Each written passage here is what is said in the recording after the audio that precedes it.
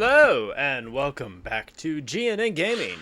I am your host, Retro, and getting some peripherals set up for my stream here. Back here on GNN Gaming. I want to say thank you to everybody who tunes in now and into the future. If you aren't familiar with GNN, head on over to geeknewsnow.net. Check out all of the awesome content that we have going on over there. Go over to our Facebook, Geek News Now. Check out the cool giveaways that we have going on every single month. And stay up to date with all of the geeky news happening around you. We're right here on Twitch. We're on YouTube. We're on Instagram, Twitter, TikTok. We are all over the place for your viewing pleasure. So I am back playing more Return of the King, trying to beat this. Hey, Wolf Angel, and thank you once again for your subscription.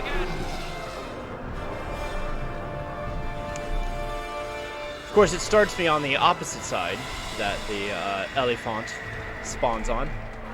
We'll have to fight our way up there. Or just run really fast. Don't worry about his feet.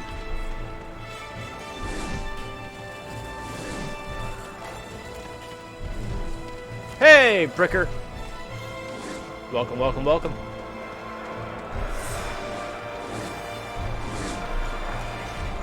Turn their engines against them. Hey, thanks for the cheer, buddy. Bricker Boom coming in with the 500 bits.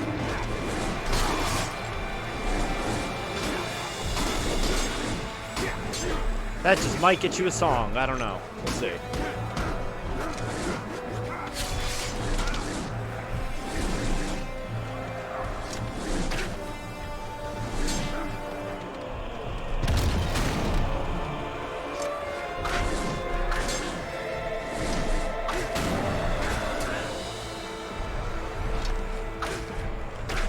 You guys are all having a pretty good day. And there's Wolf Angel redeeming Sing mode. Alright, so before I even get going, there's your options. Are you redeeming that for Bricker, Wolf Angel, or is that for you? I'm confused.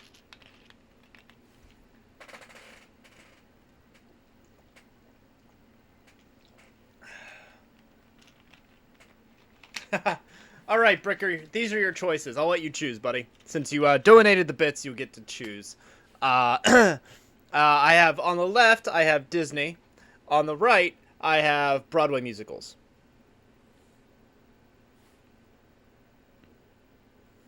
With the Broadway musicals, I will pick a song from one of those.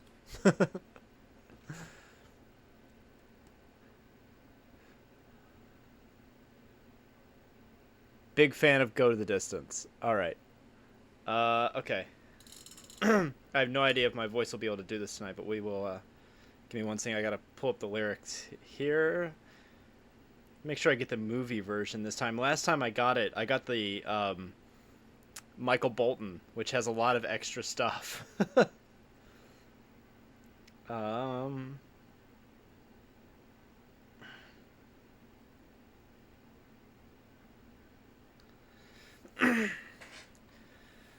Okay. Yeah, I gotta take these off to do it. Alright. I have often dreamed of a far-off place where a great warm welcome will be waiting for me, where the crowds will cheer when they see my face, and a voice keeps saying, "This is where I'm meant to be. I will find my way. I can go the distance. I'll be there someday. If I can be strong, I know every mile will be worth my while. I would go most anywhere to feel like I belong. I am on my way. I can go the distance. I don't care how far. Somehow I'll be strong. I know every mile will be worth my while. I would go most anywhere to find where I belong. I will beat the odds. I can go the distance. I will face the world, fearless, proud, and strong. I will please the gods. I can go the distance until I find the... Hey, hang on, whoa. What is it with the Disney? That's not even in there. Okay, I was like, where does that last verse come from? All right, there you go. I was like, that last verse, it started going into the Michael Bolton version again. And when you're reading it, not listening to it, it's like, ah! All right, there you go. All right, so you got a song. You're happy that I butchered for you. You're welcome.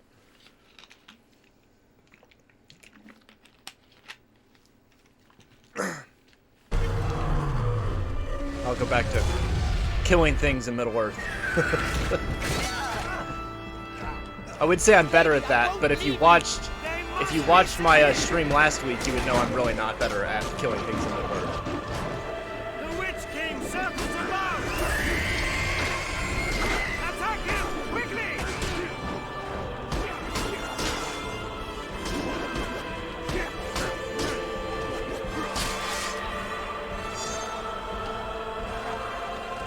Alright.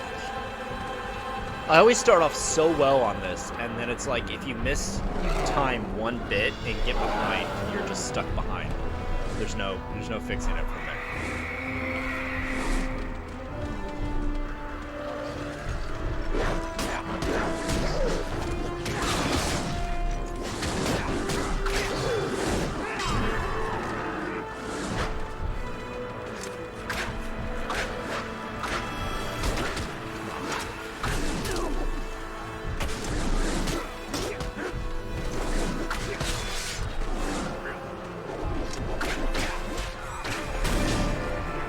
Why Sunday?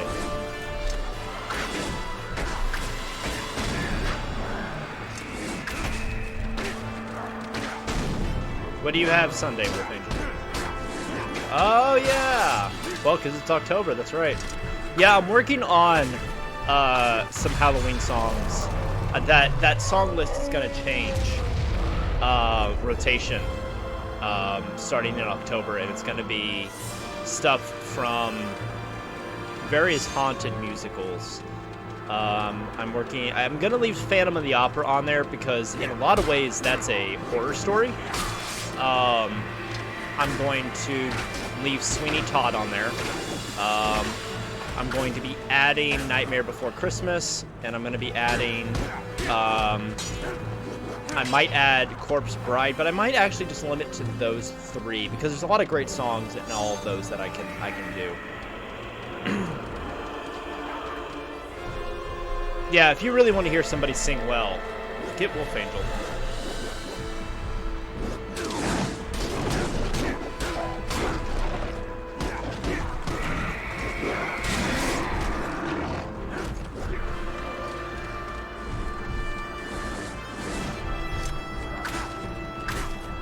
Although when she was here back in, what was that, first part of June, and we did a stream together, we did a pretty good duet. It has been requested many a time that we do that again. Oh, thank you. But Becky, well, Wolf Angel, sorry Wolf Angel. Anyway, Wolf Angel, she'll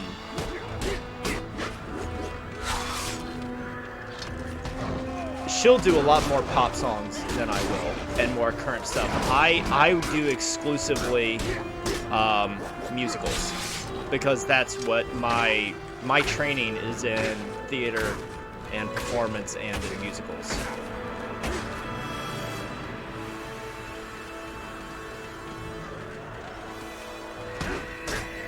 You're almost never going to hear me do any kind of current music. There are a few exceptions. I'll do the occasional Elvis song, and that's what I mean by current. Or I will do, I might do the occasional country song, but I stick to what I know best, which is musicals and Disney. Random thoughts that pop in your head. Also, if you are new to the channel or just hanging out, you're going to see in the chat some promo codes that pop up with some of our partners over with GNN. Right there, you've got Metallic Dice Games. I can vouch for these guys. I have a set of their dice. If you've never used Metallic Dice Games dice, they are well balanced. They're very pretty, and really good deal. It is a family-owned company, so you are supporting local small business. They're based up in Indiana. I have spoken with the owner directly. They're wonderful people. And if you use promo code GNN, you get 10% off site-wide. And that includes stuff that's even on sale. So if you like Metallic Dice Game stuff, if you're familiar with it, use promo code GNN. Check them out. Go show my friends some love. They work really hard to put out a really good product.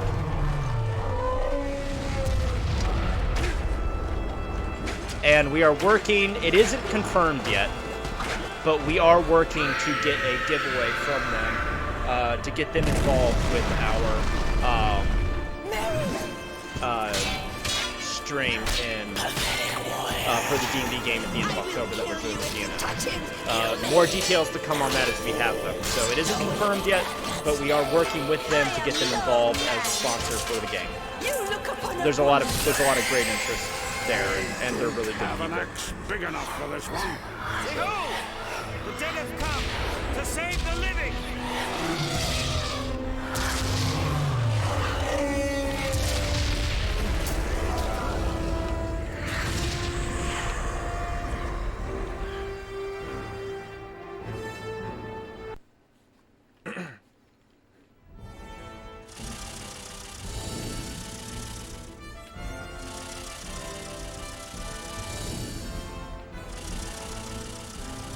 So glad I'm finally done with that level.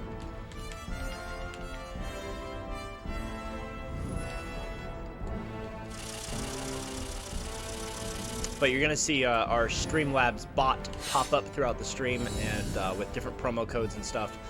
Be sure to go check them out, use them. That's why they're there.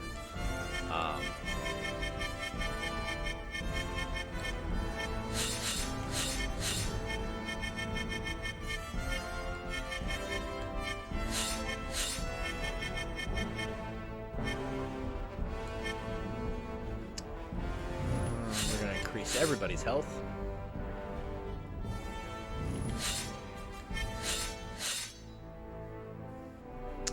And I guess now would be a good time to mention it. We have a couple charity events coming up that GNN is going to be putting on. One is a D&D game that is happening. We are live streaming at the end of October. More details to come as that develops. And that is going to be partnered with a veterans charity called Operation Supply Drop.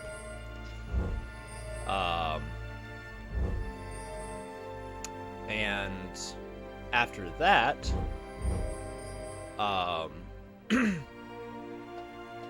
we will have we're doing a 24-hour stream in first part of November. Wolf Angel, if you could throw the dates into the chat for me. Working with a charity as well for that, and I'm gonna let her put that in. It will be done through StreamYard at this point, the same way we did the last one, where we will have everybody on cam from their respective, because everybody who's playing is in a different part of the country. So we'll have everybody on camera, and then we will have if we do it the same way we did the last one, we will have a camera that we use, a separate camera for the battle maps when it comes time for combat. Because at least that's how I did it. I was the dungeon master for the last game, and that's how we did it.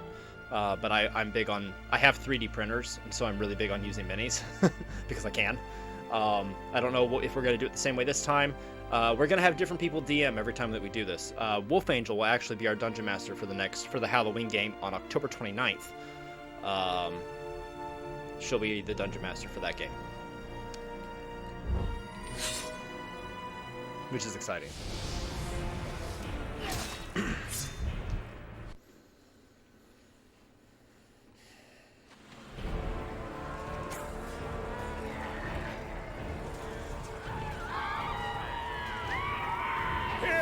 take our stand.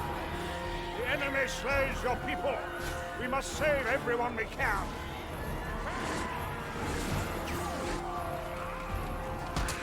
It was a lot of fun when we did the last one, and the game was a little over 2 hours total.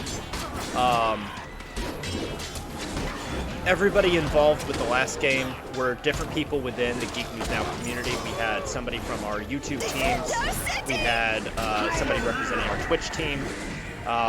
We had somebody representing the writers from geeknewsnow.net. And we had somebody from our social media team responsible for getting all of our content out there. And so we had all these different parts of Geek News Now represented, and then I was the Dungeon Master. And I am actually, I'm not just on the Twitch team, I'm also an article writer for the site. I'm one of the journalists for the site as well. Though most of my time these days is spent with the gaming team. More so than the article writing, but I do still write the occasional article. And we are looking for people to get involved with Geek News Now. If you yourself are interested in being an article writer, or doing a podcast, or joining our Twitch team, or insert, category above, we are rapidly expanding and rapidly growing, looking for people to be a part of the family and do what we do. Our website now has over 700 articles. It averages between 6,000 and 10,000 views per month. And we don't post anything that's considered clickbait. If we can't verify it, if we don't have actual sources, we don't report it. We get, as for people with the gaming team, we work to get demo codes for Steam games to try out. You'll see us occasionally pop on here and doing, a demo code for some new, indie game that's coming out. So it's pretty cool. It's a lot of fun, and we're looking for people to be a part of it and join it. If you are interested in being a part of it, what you need to do is you need to go to our Facebook page, Geek News Now, and you see it there below my game in the lower left, Geek News Now. Just go to Facebook, type in Geek News Now. You'll find our main page. Send us a message, and we will get back to you. That is an actively monitored page. Like, constantly monitored page. So. And even if you don't have any experience, but you've always wanted to give journalistic writing a try, we will help you, we will train you, we will teach you. You will be a published journalist for a entertainment news media company. That's where I started, actually. I started as just an article writer for Geek News Now as a staff writer.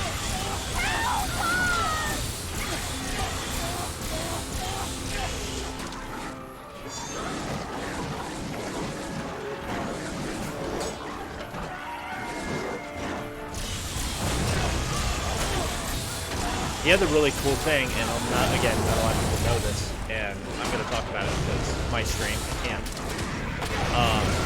We also get to go to conventions as media crew. So you get press passes to events, you get to meet celebrities, you get to interview them, you get to go places the common public doesn't go, and you get to do it for free. Wolf Angel and I, back in June, went to Central Florida Comic-Con, which was held up in Lakeland, Florida. And it was a blast. It was so good. It was the first live convention Florida has had since the lockdown. And we got to meet a lot of really cool people. We got to meet George Lowe, who is the voice of Space Ghost. We got to talk with him for a few minutes. And I got to do a video interview with Karen Ashley, who was the second Mighty Morphin Yellow Ranger after Trini. And she was also the Yellow Ranger in... Oh. That's not a problem. Hang on a sec. Okay. That should be a little better. We had a chance to meet Karen Ashley, who was the second Yellow Power Ranger. She was also the Yellow Power Ranger in the Mighty Morphin movie. I got a chance to meet her and interview her and talk to her about some projects she had coming up, which was awesome. And very nostalgic for me because I'm a big Power Ranger nerd. And then the coolest one of all was, well, I shouldn't say that. Karen Ashley was amazing and just the sweetest, bubbliest personality. I cannot say enough nice things about her. She was so sweet. But I got to meet Paul Schreer, who was Bulk, the bully in the Power Rangers TV show and movies. And he was quite honestly one of the coolest celebrities I had ever met in my life. It was unreal. Yes, I had a major fangirl moment with her. It was standing face to face with my childhood, basically, for me. Which was super surreal and unlike anything else. And then, so Paul Schreer, I'll tell this story. You can, if you go on the Geek News Now website, you'll see my article where I wrote about meeting him. But for anybody that is a Power Ranger fan, let me tell you about Paul Schreer. We know him as Bulk the Bully, right? And he's he's Bulk and Skull. And actually, I'm going to show this. I'm going to get it. Hang on. It's hanging on my wall. 1 second. I'm going to do this. So anyway, I show up to the convention, right?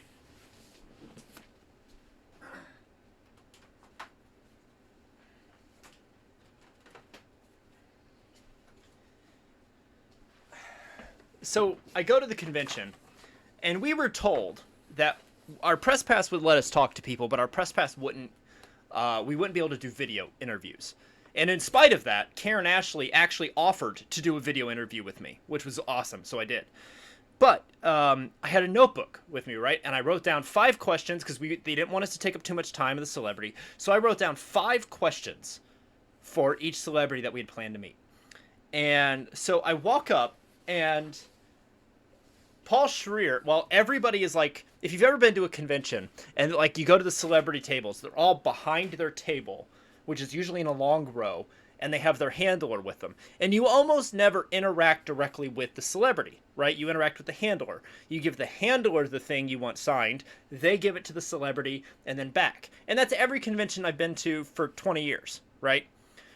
So, this one, Paul was in front of his table shaking hands with everyone, meeting everybody, laughing, joking, the nicest guy.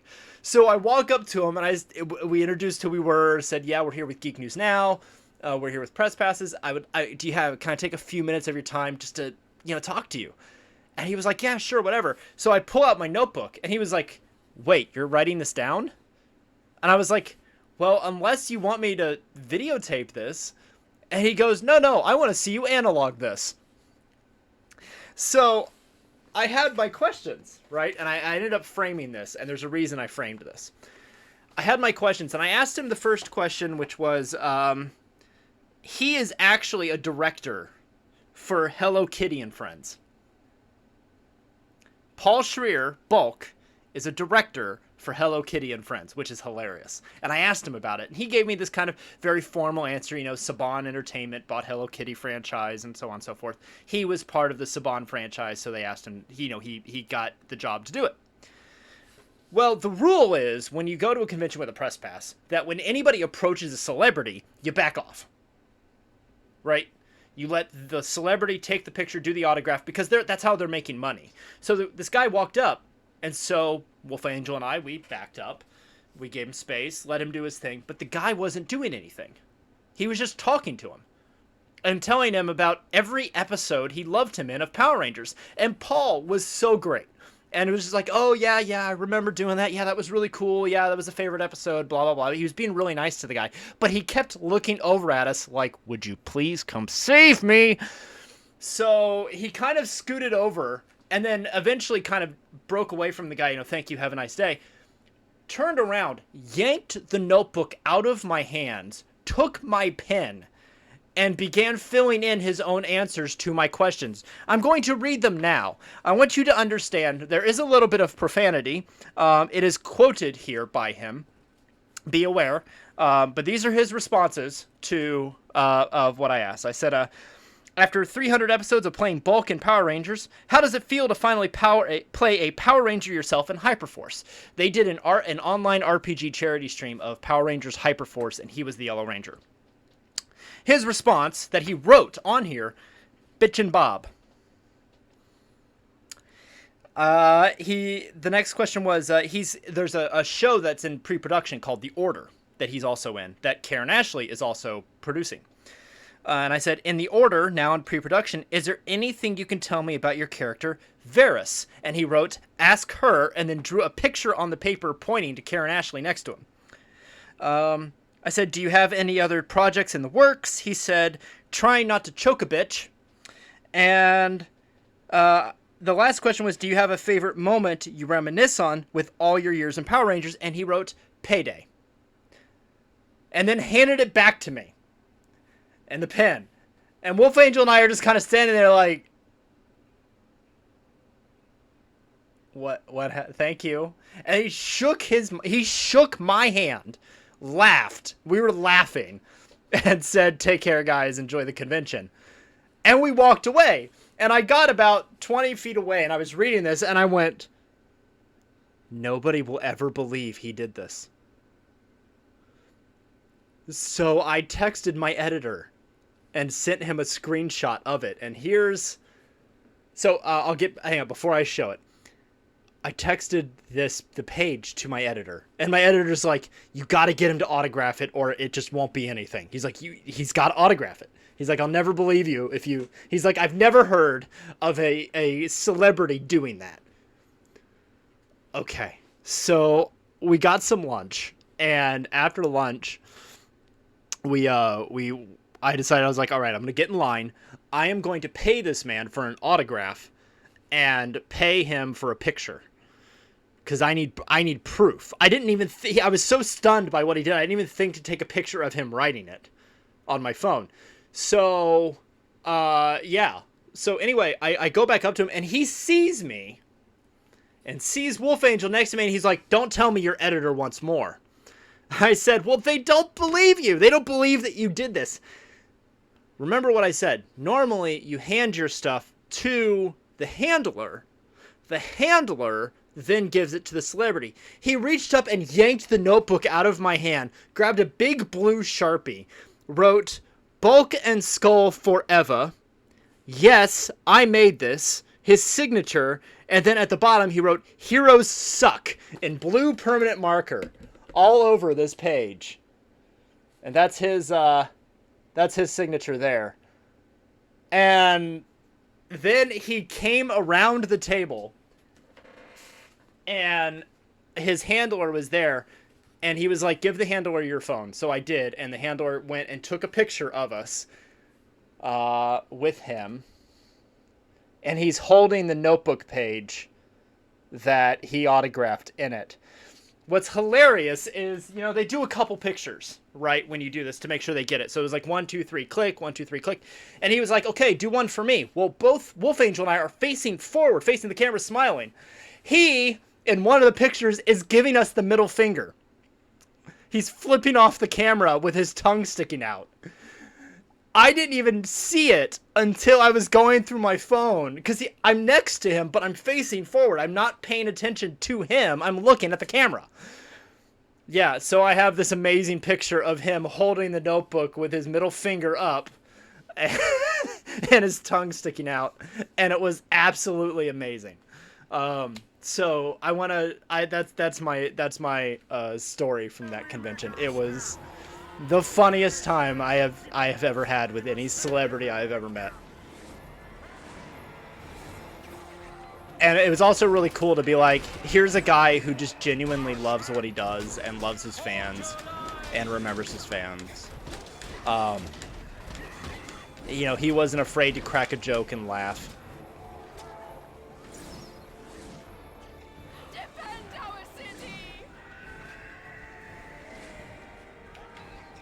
Will be your best defense against the storm that is at hand. And know you all!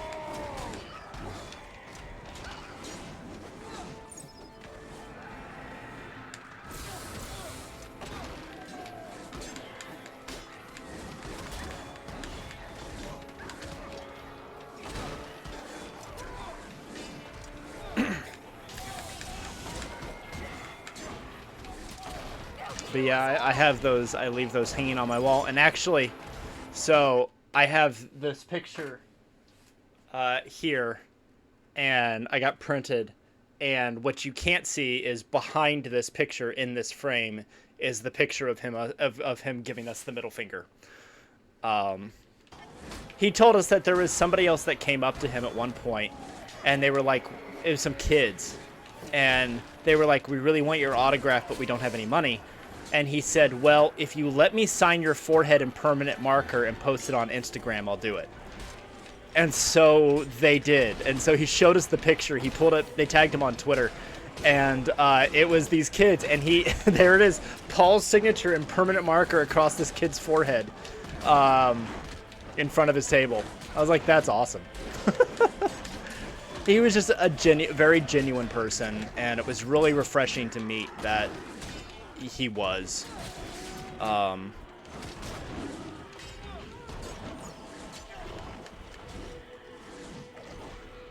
So yeah, good guy Paul Schreer.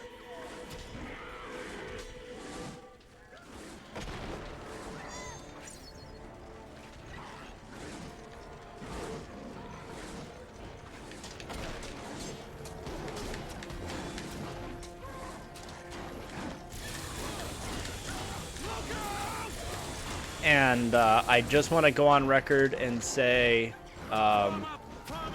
because a friend of mine asked me, he was like, is Karen Ashley as hot in person as she was when she was the Yellow Power Ranger? And my only response to that was, yes. And I'm not trying to objectify Karen Ashley, I'm just saying she's a beautiful woman. But she was so nice and so friendly. I look like, the reason you won't find that video anywhere right now is an embarrassment of my part. I look like crap in the video because I didn't go dressed or prepared to do said video. So my hair is in this ugly ponytail. I have a mask on, and I am wearing probably the least flattering shirt I could wear as far as how it fits me.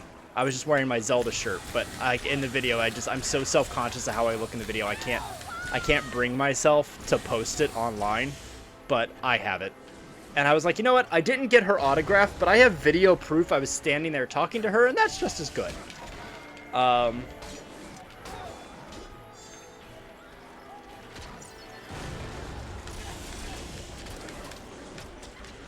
out! Fire overhead!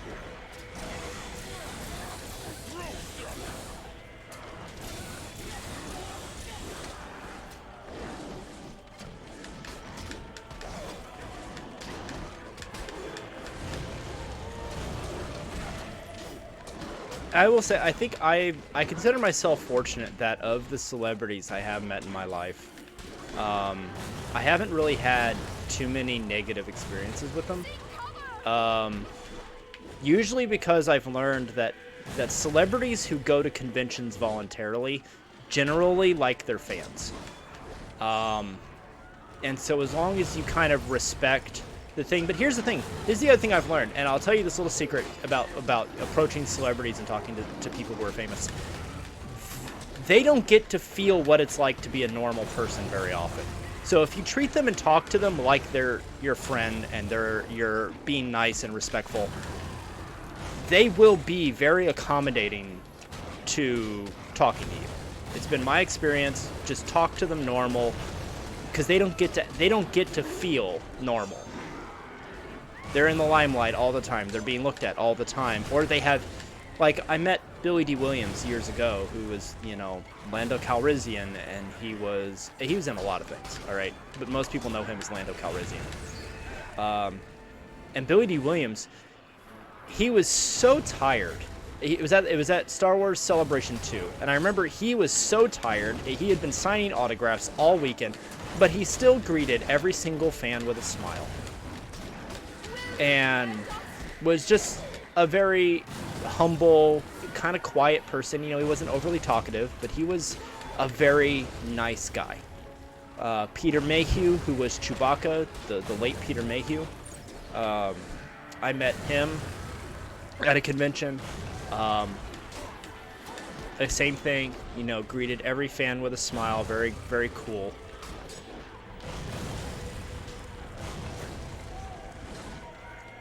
Yeah. And here's the thing. And by and large, I think most people are inherently good. I think we live in such a public digital age now that we learn pretty quickly who's a good guy and who's not when it comes to fans. Like, you will find thousands of articles talking about what a great guy Keanu Reeves is. And you will find a ton of articles talking about what a prick, well, I'm not going to start bashing celebrities, but you will find them. You know, I met Larry Bird. I've talked about this before on the stream. I met Larry Bird years ago as well at a charity function. I was a magician for a better part of a decade, and I performed at a lot of charity and fundraising events, and this was a fundraiser for the arts held in Indianapolis. And if you don't know who Larry Bird is, he's a basketball legend who played for the Pacers. He played for IU College, and he played for the Pacers as well, and he's widely considered to be a basketball legend. All right, he lives in Indiana. And it wasn't a secret that he was going to be at this event. You know, it was kind of publicized, you know, Larry Bird is going to be there, but he went every year to support the arts. And this was one of those events where, like, you got lobster dinner as your plate, and it was like $100 a plate just to show up to this event, on top of raffles and charity events. And so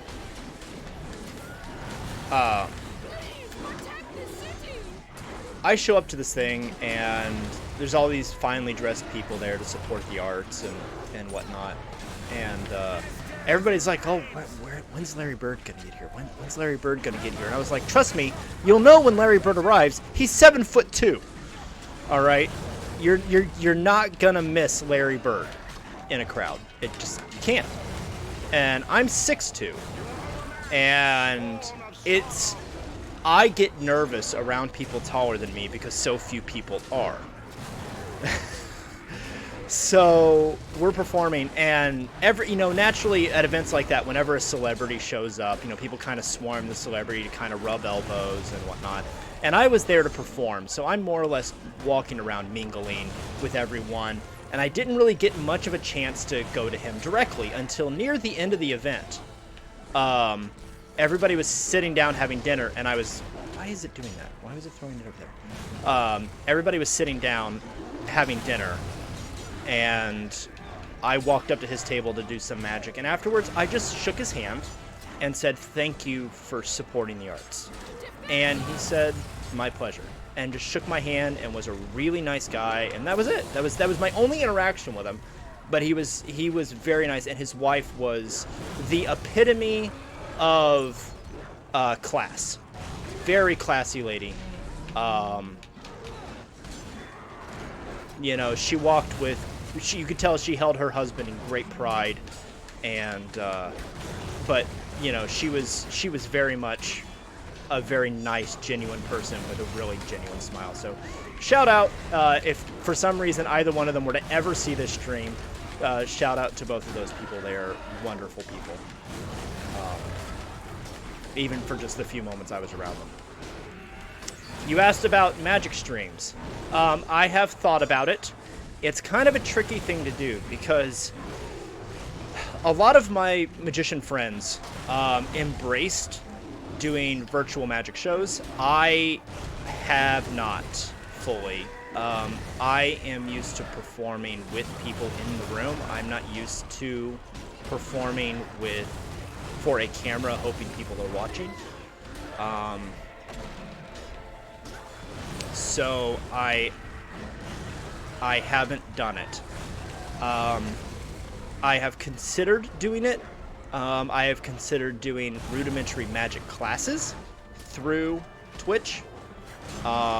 Here's basic stuff that you could find in any, beginner's book.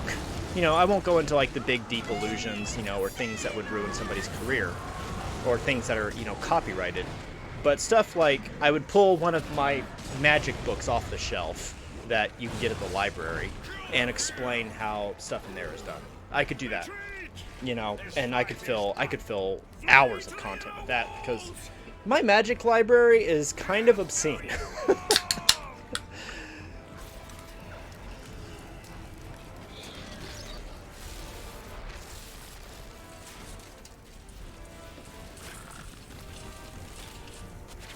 I don't know, is that something you guys would want to watch on this channel?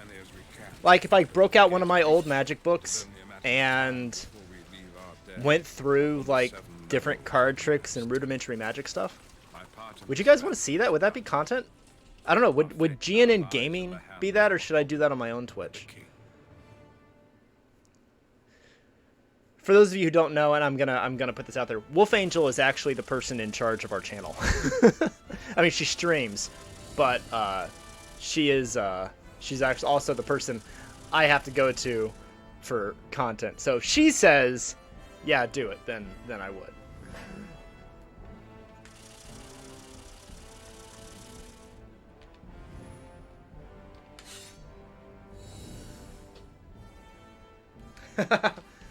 I have my...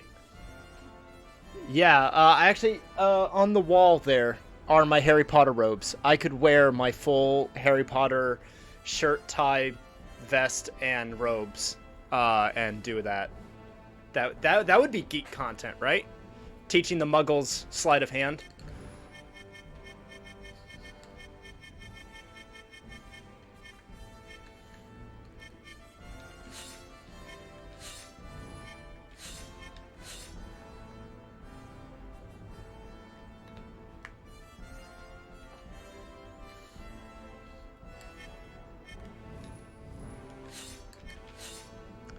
Well, I'll run it by the power. Maybe that's what my Tuesday night streams will be.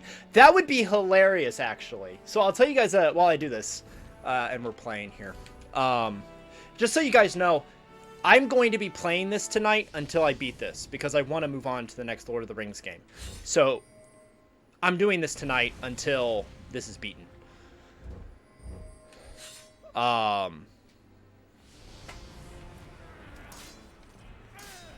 So, when I was first getting started in Magic, I didn't have anybody to teach me. I'm very much self-taught.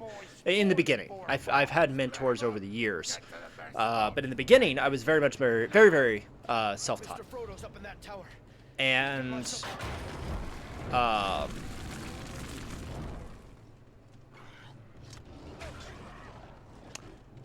I did not want to do that. We're going to go back into this level.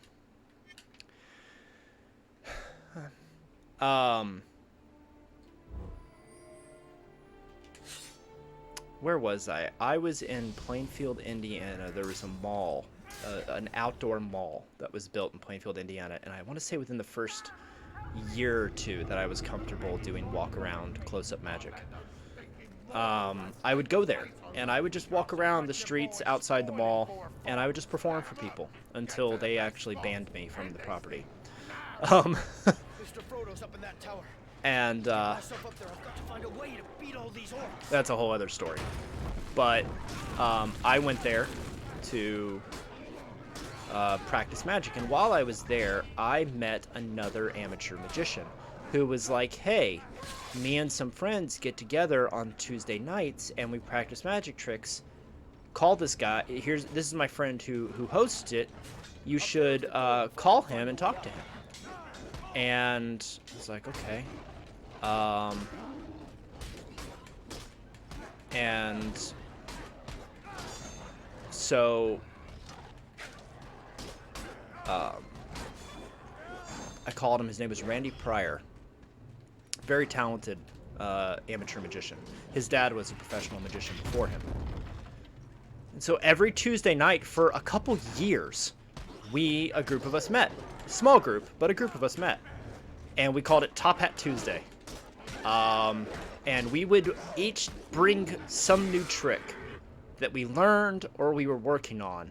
And we would do it for each other, and then we would critique each other, and each person would do that every single week. Hey, I'm working on this.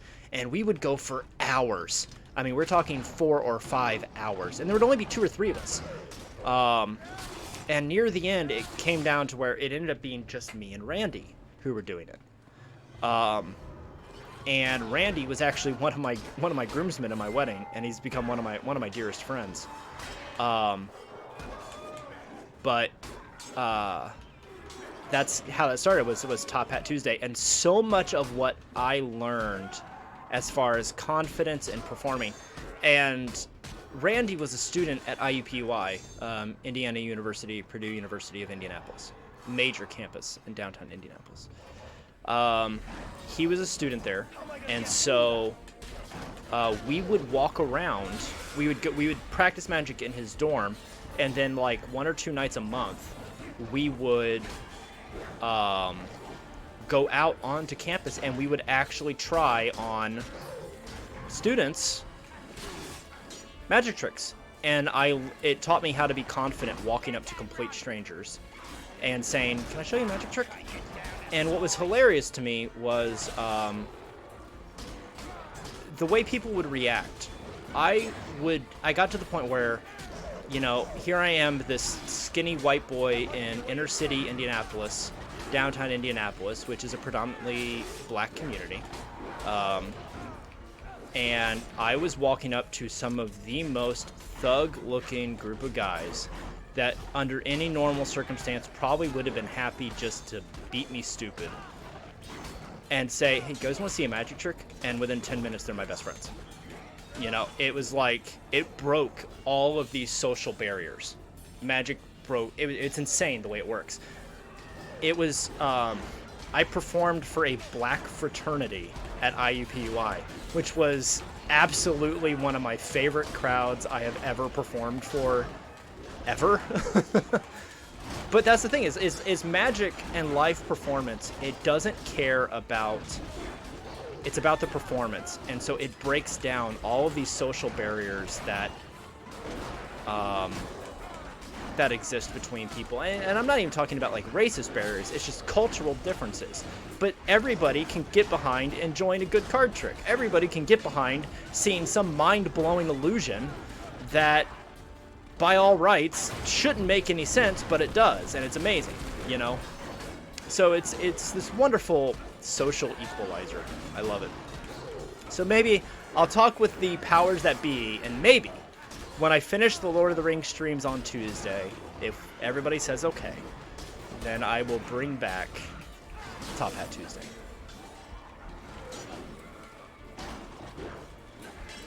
And it will be a let's learn basic magic stuff.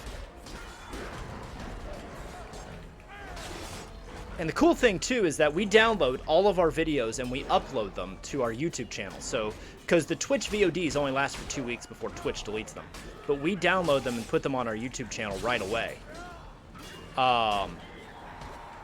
So you would be able to go back and rewatch what you had seen me do the week before.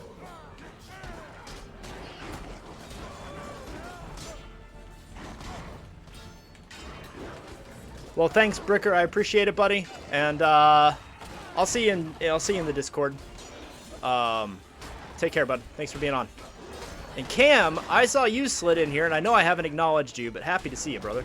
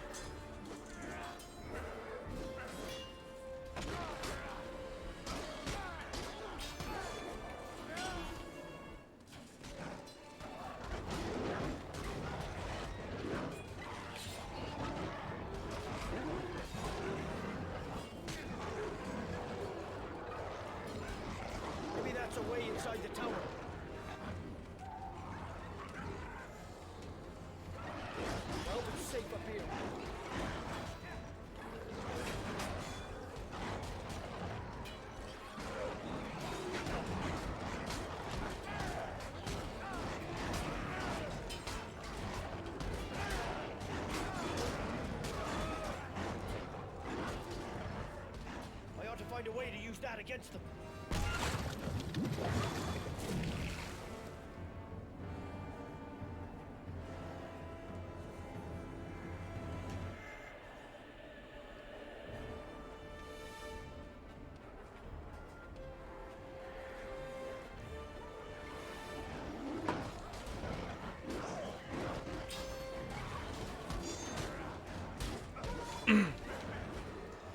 Batman Dark Tomorrow. I don't believe I have, no. It doesn't sound familiar.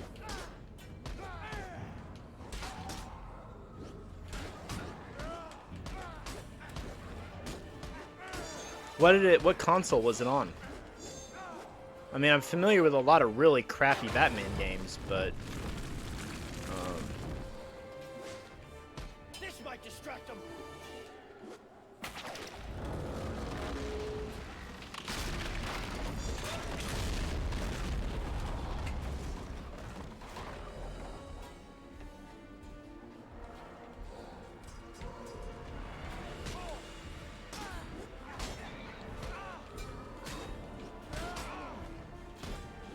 I know the original Nintendo Batman game is stupid hard. This one. Oh, Superman 64. Superman 64 is legendarily bad. Iron Man 1 is pretty terrible. I'll say it. Iron Man 1 sucks. If you've never seen it. It's so bad I've considered playing it as part of an awful block of games. Don't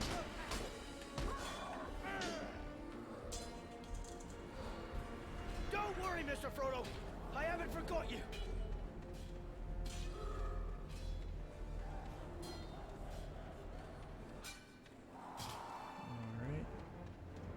Hey, Wolf Angel. So you missed the discussion. Cam and Bricker would love to see me do magic tricks on stream. I was thinking about if I wore Harry Potter robes when I did it, would that count as geek content? The idea was possibly to do excuse me. Was possibly to do like pull one of my basic magic books off of the shelf and teach basic magic tricks to people. And the thing is I wouldn't teach anything that I wouldn't actually perform. Because there's a lot of magic out there that's like, okay, yeah, it's kind of cool, but I don't... When I teach people magic, I teach not just how to do the effect, but how to actually perform it. Sure, that's perfect.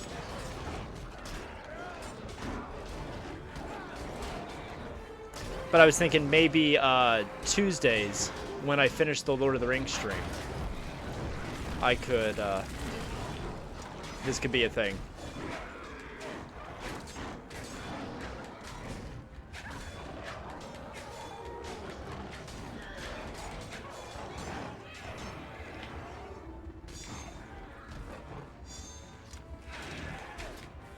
I didn't know if that would count as GNN gaming content. It's not really gaming, I suppose, but geek certainly, because like I said, I'll wear my Harry Potter robes.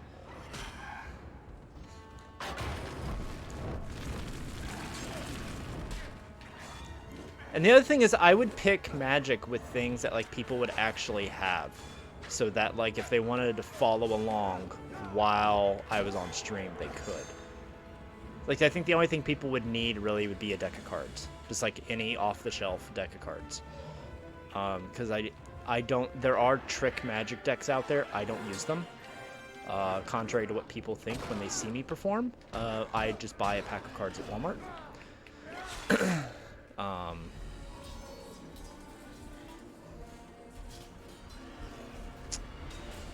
It's a game of minds.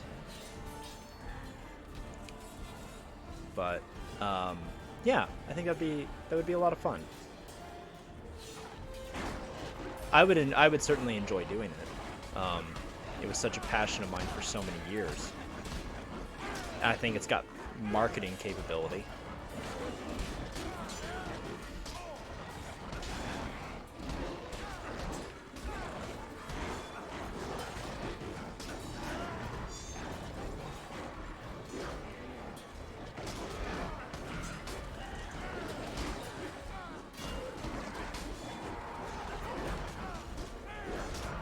And we'll call it Top Hat Tuesdays.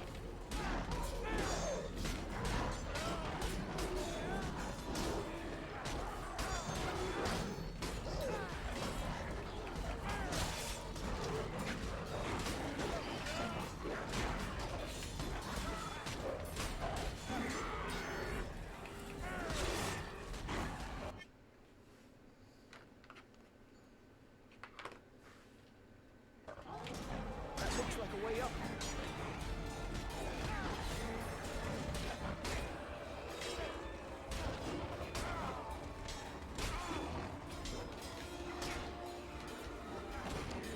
And that's the other thing too is we can put out, you know, every week I can put out like a thing where like, okay, next week, do you guys want to see a trick using rope? Do you want to see a trick using cards? Do you want to see mentalism and mind reading? Do you want to see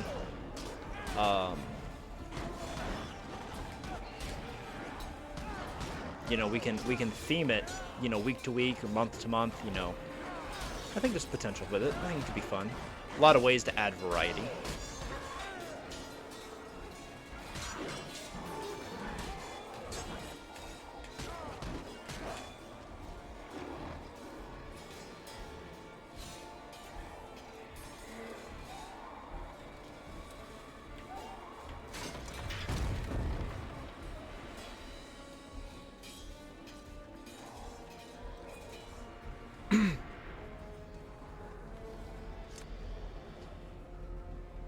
Come on, Samwise.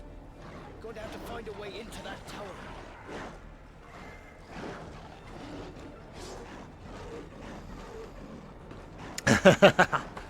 Aw.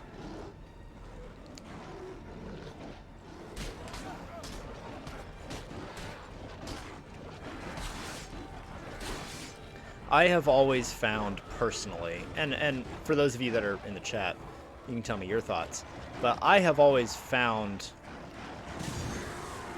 that some of the most powerful magic effects I've ever done use everyday objects.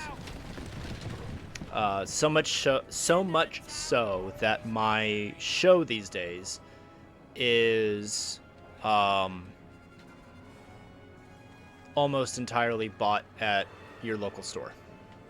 I can't cut through all of them. You know, Maybe I can use distract my them. rope is clothesline. My you know, it's my playing cards come from Walmart. You know, it's common everyday stuff that makes up my show, and these are shows that I do for, you know, corporate clients that are paying a few $1,000s for a performance. And it's powerful because it emphasizes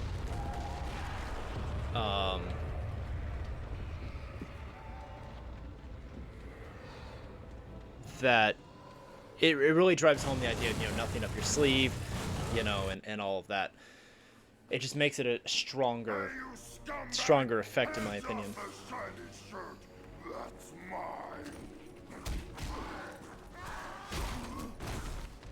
Let him go, or I'll have you orcs scum.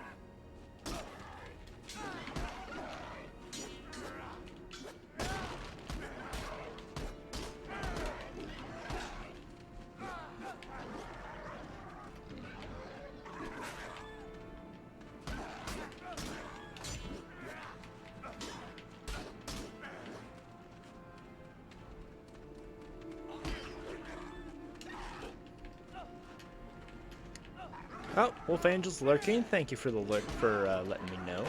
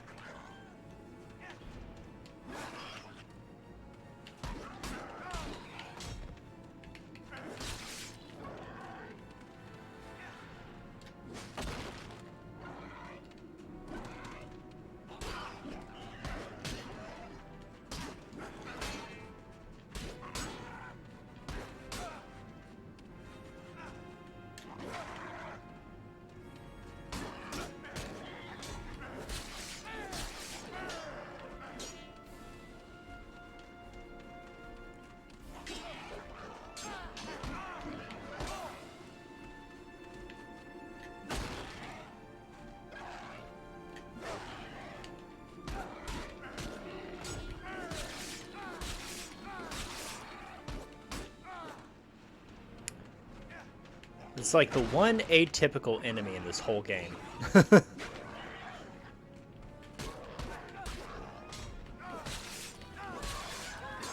There we go.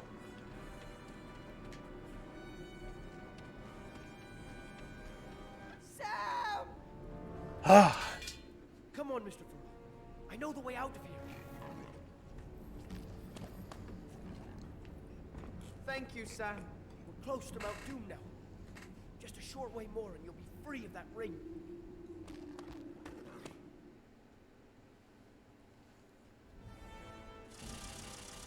So Cam, you were talking about the Batman Dark Tomorrow. Like, what was it? Because I'm gonna have to look it up now. What was so bad about it? Was it just graphics, gameplay? Like, what about it made it so terrible that people like widely hated it?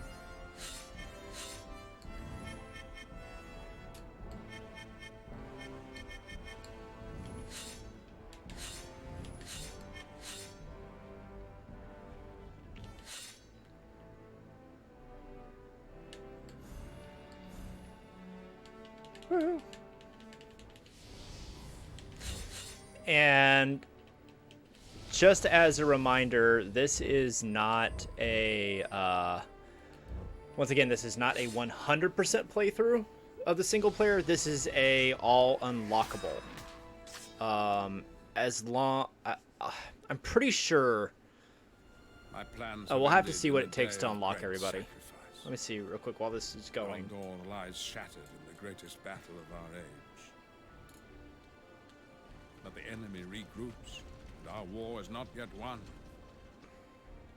For the ring still survives. The last living men have witnessed the return of their king. He has gone unchallenged long enough. And together we now ride upon Sauron's realm to create our final diversion. And give Frodo one last chance.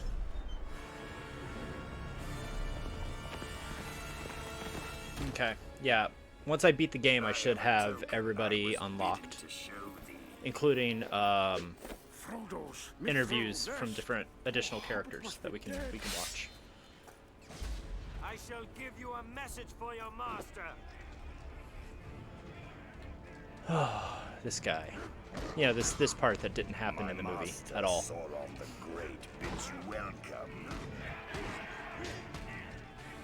You shall speak for Sauron no more.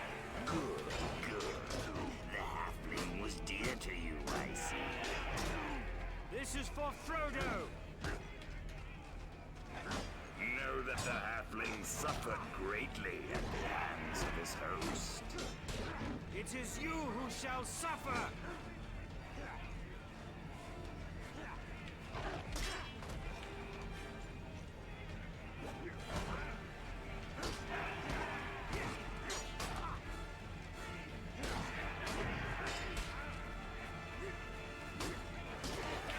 Yeah, you don't fight the mouth of Sauron in the movie quite like this. He just lops his head off. But you know what? It's okay. We'll take some artistic liberties with the level. Woohoo! Got a perfect kill on him. Yay! Guess that concludes negotiations.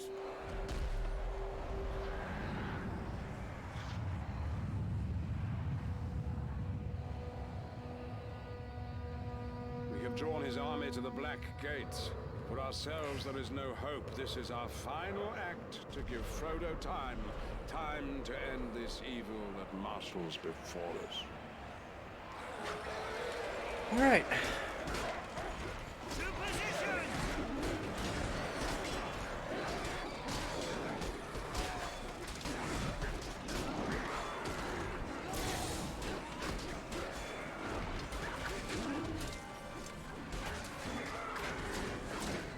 Stand your ground, sons of Gondor, of Rohan, my brothers!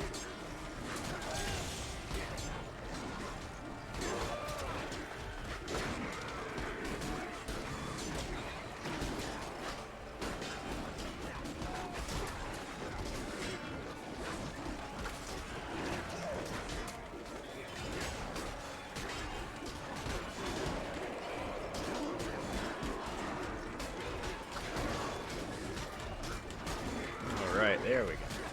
I gotta kill 6 of these guys.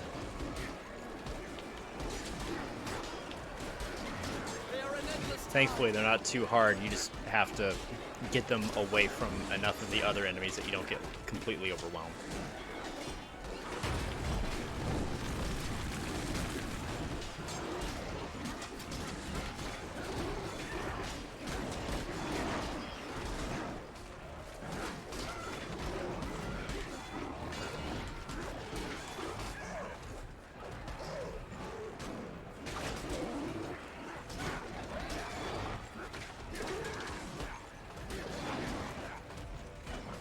Hold your positions, men of Rohan!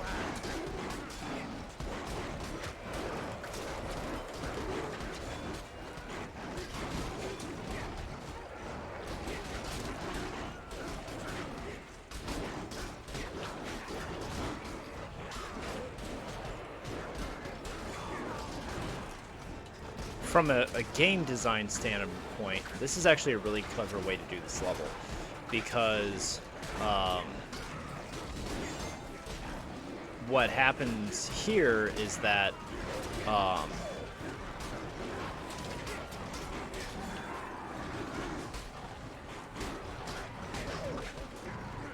the game only spawns in the enemies that it needs to without overwhelming the console, but it looks like you have this massive horde barreling towards you. So from like a level design standpoint, it's really pretty clever to make you feel like you're in the middle of this massive battle, when in reality, you know, it's a handful of enemies that you're fighting. Got to keep Legolas alive wherever he is.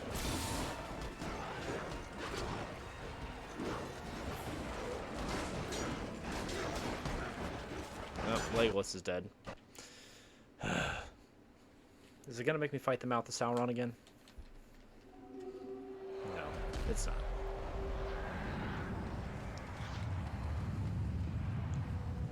That's good. We have drawn his army to the Black Gates.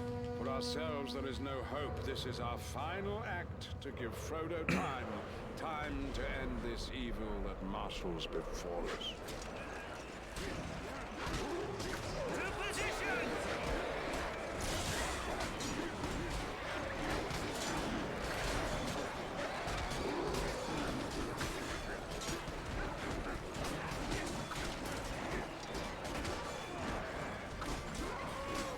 Stand your ground, sons of Gondor, of Rohan, my brothers!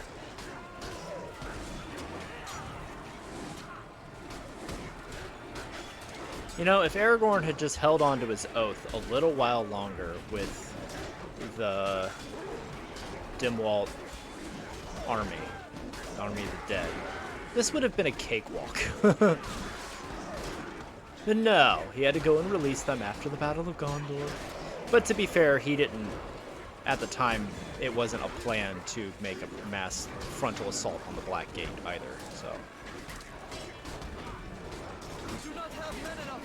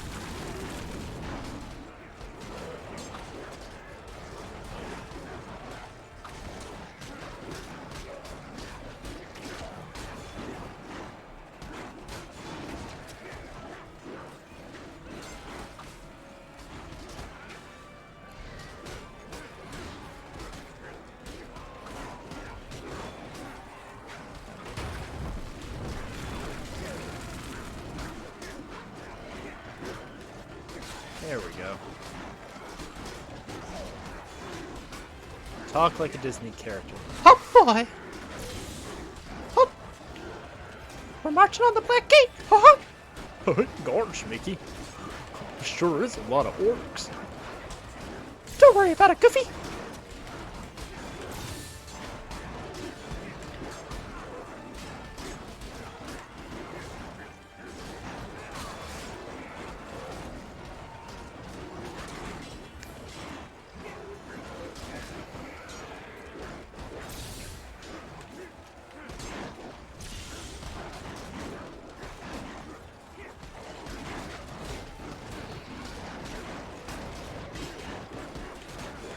Ugh. Oh no! We lost Gimli! Huh?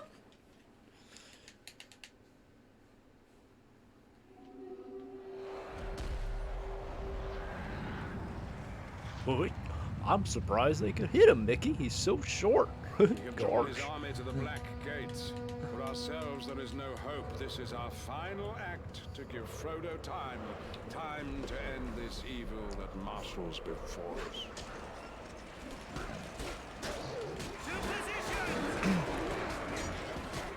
Well, now you have Jim, Jim Henson is owned by Disney now. So, why are there so many songs about rainbows? What's on the other side?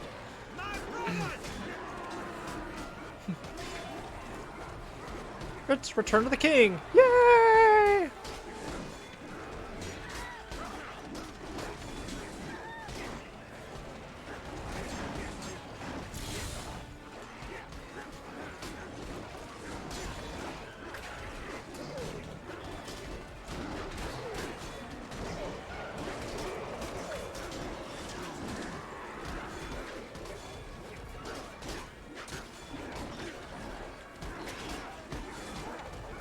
They are an endless tide.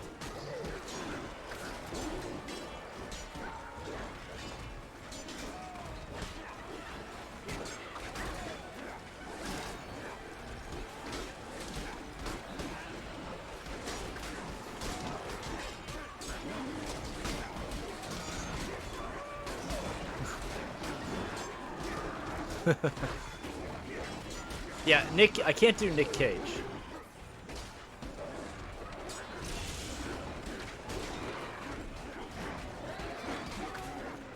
They shall kill us all.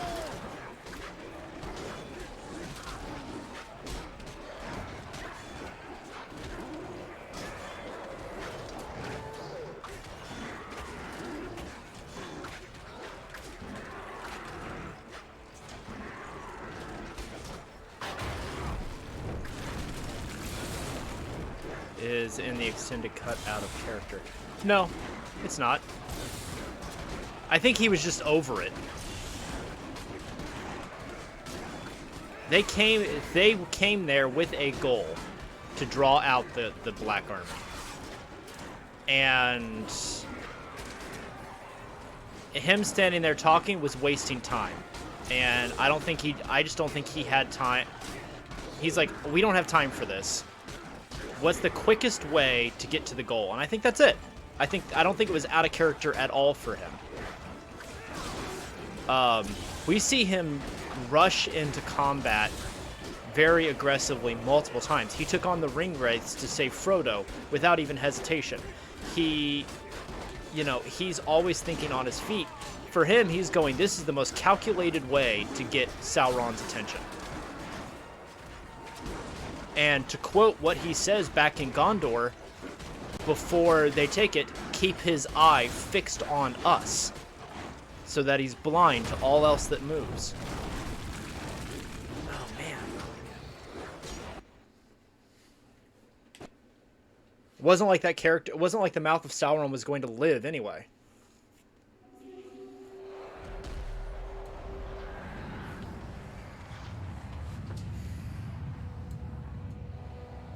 Drawn his army to the Black Gates. For ourselves, there is no hope. This is our final act to give Frodo time. Time to end this evil that marshals before. So the actor that was the physical character of the Mouth of Sauron is an actor named Bruce Spence. He is a very, very accomplished character actor that almost nobody knows. You know him, but you don't know him. In Revenge of the Revenge of the Sith, Bruce Spence, when Obi-Wan goes to, and I'm trying to remember the planet he goes to, but the banking clan is there, and the tall guy with the long face, tells Obi-Wan that that they're keeping, the Trade Federation is keeping them hostage, and Obi-Wan's like, okay, and then he sends his ship off. That actor who played that alien telling him that is Bruce Spence, who was also the face and body of the Mouth of Sauron. He was also in a TV show called Legend of the Seeker, where he was Zedekis Zul Zorander, Wizard of the First Order of Merlin. He was also in Matrix Revelations as the train conductor. That's where you would probably know, most people I think would know him by his normal face. He has very, very distinct features, and he is crazy tall. I am a big Bruce Spence fan of his work. Very accomplished character actor. Really talented actor. If you don't know who he is, look him up. You'll recognize him. Favorite Lord of the Rings battle action scene? That's a tough one. It's a toss-up between... It's a toss-up between...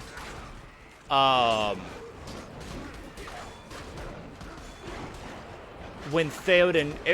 here's the thing. The battle scenes really are the battle scenes. A battle scene is a battle scene. The size of the army changes. It comes down to me, my favorite speech before the battle. Right? And for me, it's hard. The speech Theoden gives Rohan before charging against the army outside of Gondor is a powerful speech. The speech Aragorn gives just outside the Black Gates just about brings me to tears every time I do it. But what brings me to tears about it is when he looks back at everyone and just simply quietly says, "For Frodo." And you realize that after everything, he still has... It's not about for the ring bearer. It wasn't for the, for their own survival. It was for Frodo. To give him this chance to make it. He never lost hope or faith in Frodo. And that scene just about brings me to tears every time.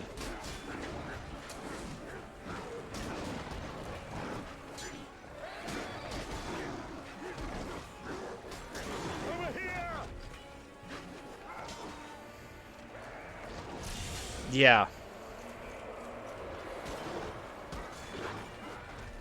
Another emotional battle scene, if you want to call it a battle scene, is when the stewards of Gondor, well, the army of Gondor, what's left of them, ride out at the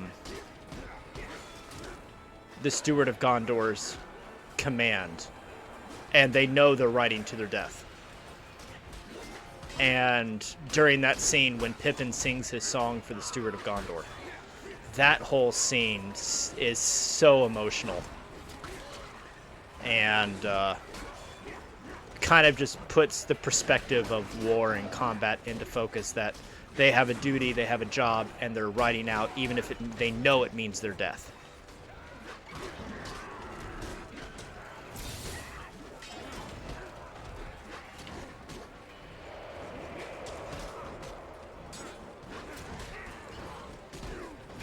Come on.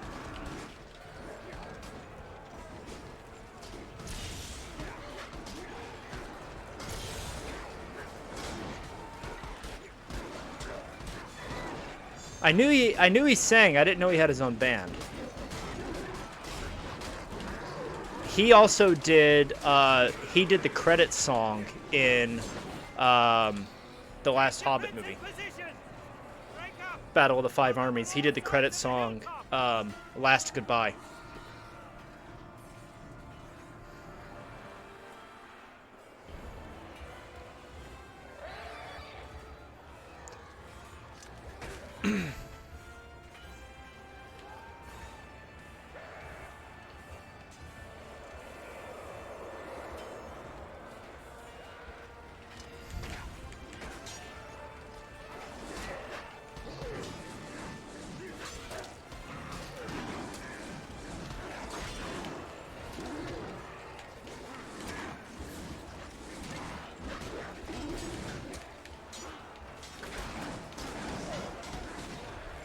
Man, two of them.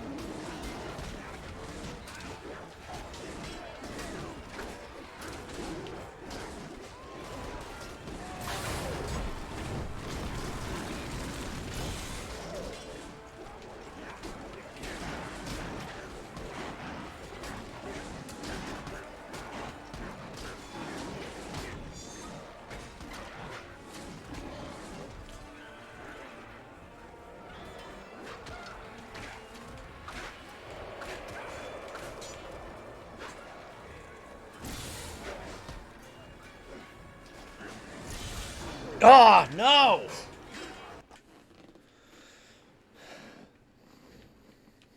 Oh, I gotta do the whole battle all over again. Hey, Wolf, welcome back. We have drawn his army to the Black Gates. For ourselves, there is no hope. This is our final act to give Frodo time. Time to end this evil that marshals before us. To positions!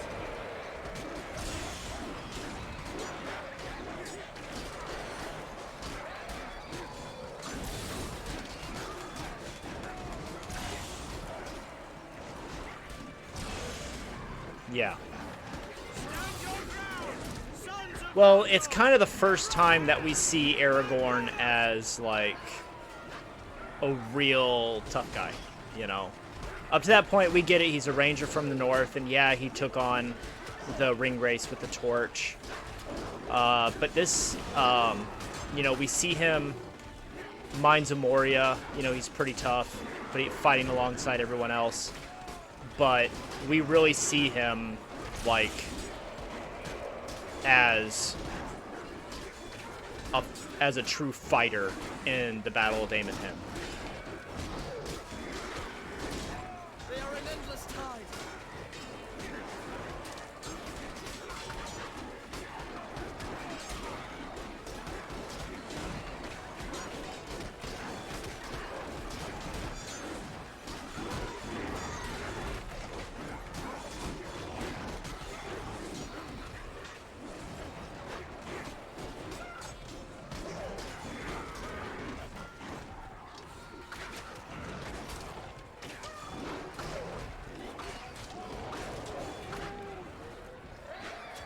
To me, it's one of those things, it's like when the ranger multi-classes as a fighter.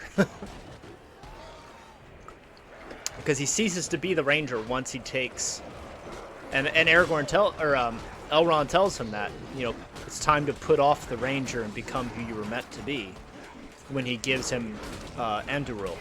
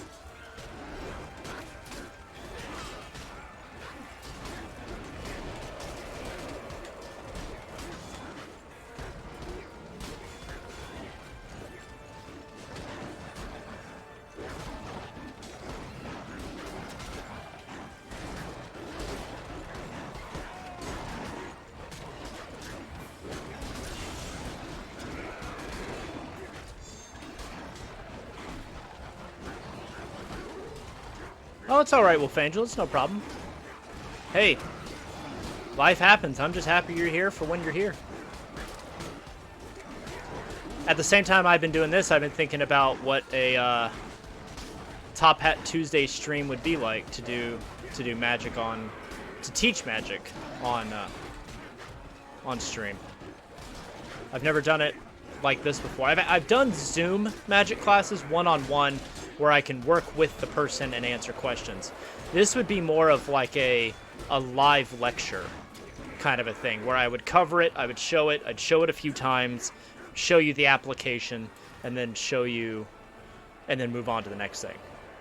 But like the very first thing I think I would do with every effect is I would actually perform it for you and then show you how it's done. I think that's the way that would have to work. And maybe perform it at the beginning, show how it's done in depth, and then perform it again at the end so that you can see it applied. I'm just curious what kind of magic people would want to learn, you know? Do people want to learn card magic? Do people want to learn coin magic? Do you want to learn magic with handkerchiefs or rope or mentalism or, you know?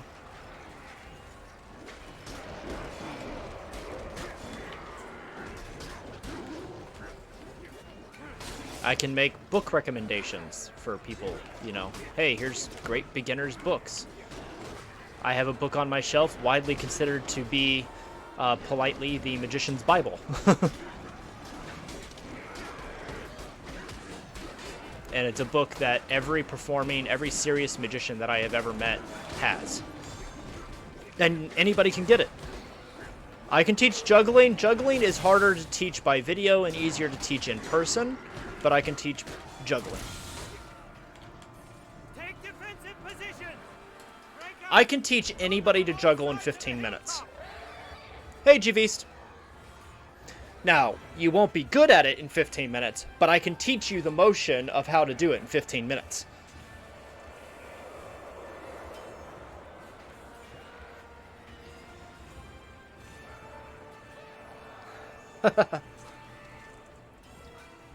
Because the trick with it, we're talking about it, so I'm going to do it. My juggling balls are put up, so what can I use?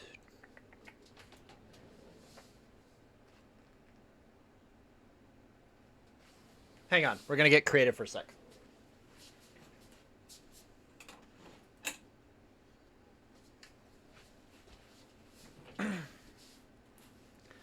So, here we go.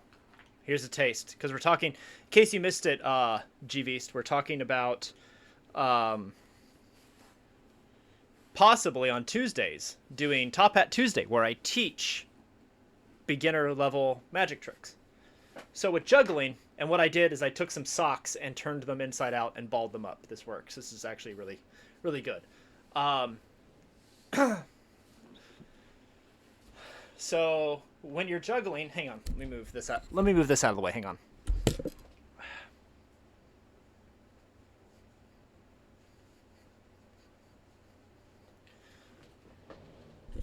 All right, so when you're juggling, it looks like, it gives the optical illusion that all three balls are in the air at the same time, and they're not. The easiest way to learn to juggle 3 is to learn to juggle 2, because the motion is the same when you add a third. What you're doing is only one ball is in the air at a time. You're tossing. Okay? So only one is ever in the air. The motion is this. Take 2. Toss and switch.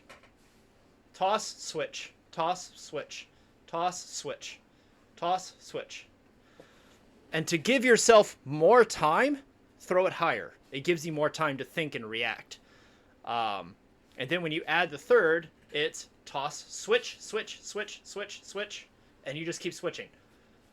And when you get better, when you're trying to learn, throw just one high up. It gives you more time. When you start doing them small, you start going a lot faster, but that's when it looks like they're all happening so much faster. The other thing that makes it easier is if you want to spend the money, you can buy what are called juggling scarves, which are weighted scarves, like handkerchiefs. They catch air and they fall slower. And they're designed to teach people how to juggle because you have more reaction time for what you're doing. And they look pretty. But you can also take bits of cloth about the same size, tie a knot in one end so that it has a weighted section, and use that. And that gives you the idea of how to get the motion. Once you get the motion, then it's learning to juggle straight up in the air. Because most people, when they do it, you'll see them when they're learning, they're chasing it across the room because it's going in front of them. Right? And then they lose it because they're throwing the ball or whatever forward instead of throwing it up. And the way to learn this, the way to learn how to throw it up is to stand, put your arms out to the wall. So your hands are on the wall like this. Okay? That's how far away from the wall you stand. And when you throw, it'll bounce off the wall and come back to you. And you do that until you learn for it not to hit the wall. But it also keeps you from chasing it, which is what you kind of have to train your brain not to do. Throwing up instead of throwing out. And then it's just doing it. And then it's just years of doing it. And I've been doing it for a decade, and I still drop. And I cannot, I'll be honest, I cannot juggle more than 3. I stop at 3. That's all I can do. I know my limitations. Oh, come on.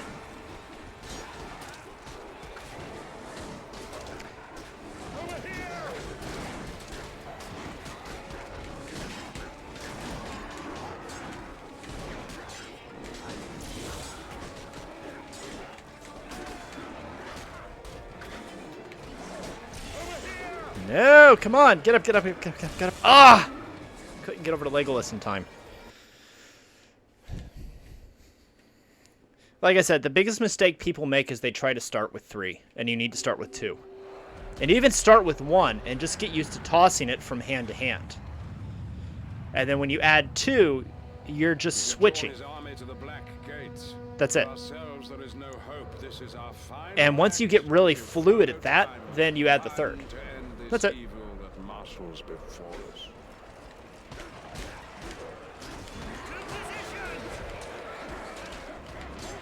I couldn't juggle for years until the same guy I've talked about with Top Hat Tuesday, Randy. He's the one who taught me, and he was the one who taught me how to do it. And essentially, when you do 5, you're doing the same motion, just a lot faster. Because you have more than one ball in the air at a time, whereas with 3 you have 1, with 5 you have 2. 2 or 3 depending on how fast you go. So one of the great, if you ever want to see one of the most talented jugglers in the world, look up Victor Kee, K-E-E. He was with Cirque du Soleil for years. And he's widely considered to be the greatest, one of the greatest jugglers, if not the greatest in the world. He is so much fun to watch, and at one point he does 7. And his are not baseballs. He's juggling like softball-sized balls that he can barely hold in one hand. He also does contact juggling, which is where, you know, you're moving your hand like this and the ball is like rolling on your hand. Not something I know how to do. I have friends that do it. I've never really been shown the technique for it. But yeah, Victor Kee is like, you ever just want to watch a video and just kind of be jealous and in awe at the same time, he's the guy to watch. Especially if you can find video of when he was with Cirque du Soleil.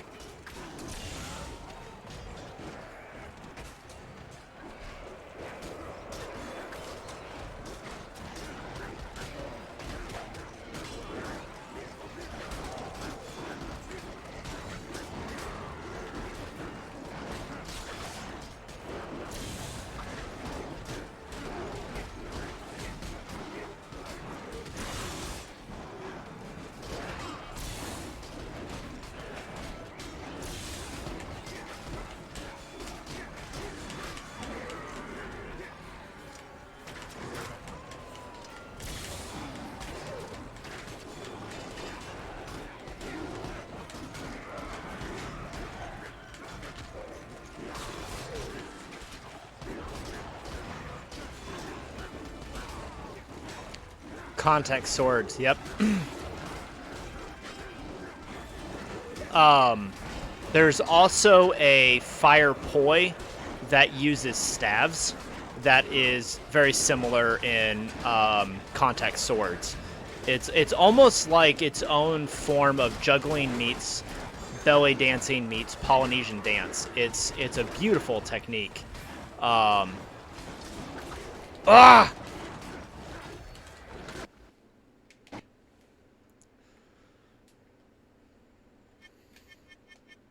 Oh, I still have it on the easiest setting.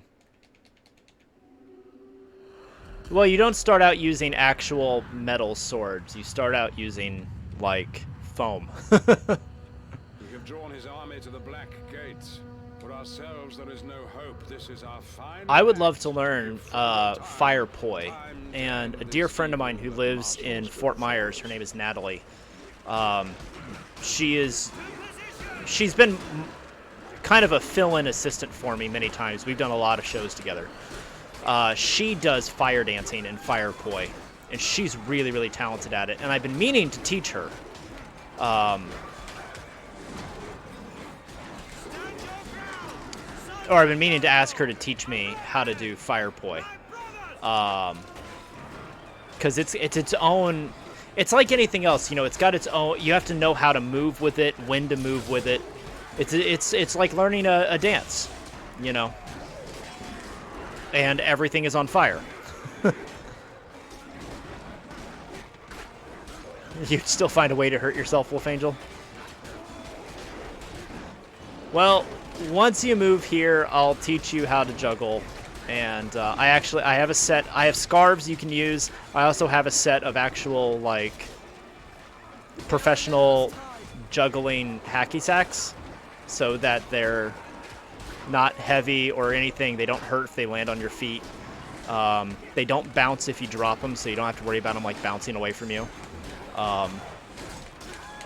That's like the downside too when you're using like tennis balls, is they get away from you too easily. Come on, can't move. Couldn't even move to get over there.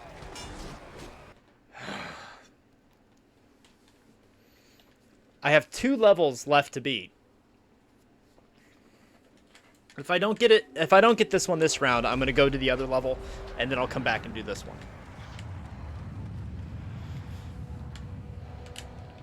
You are sometimes accidental. Sometimes. Meaning always. Yeah, I have to keep them all alive. They will self-heal as long as nobody's attacking them, slowly. So I have to handle the influx, but I also have to run around and keep them all alive.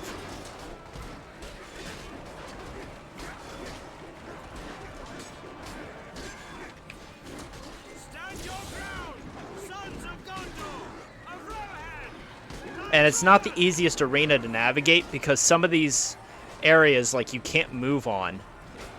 And so you have to, like, navigate kind of an uneven terrain to get where you gotta go. But when you see them glowing with the white light like that, that's them auto-healing.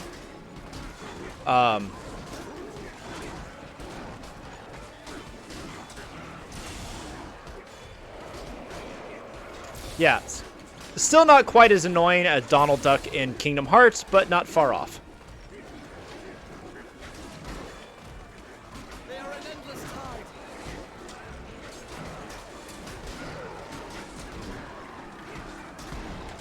And all the while, I have to kill 6 of these mini-boss guys. So whenever you see one of these guys that has the health bar, I have to take out a total of 6 of them. Now, I know the second one always comes over here and goes for Legolas, so I'm going to hang out over here and see if I can't head him off.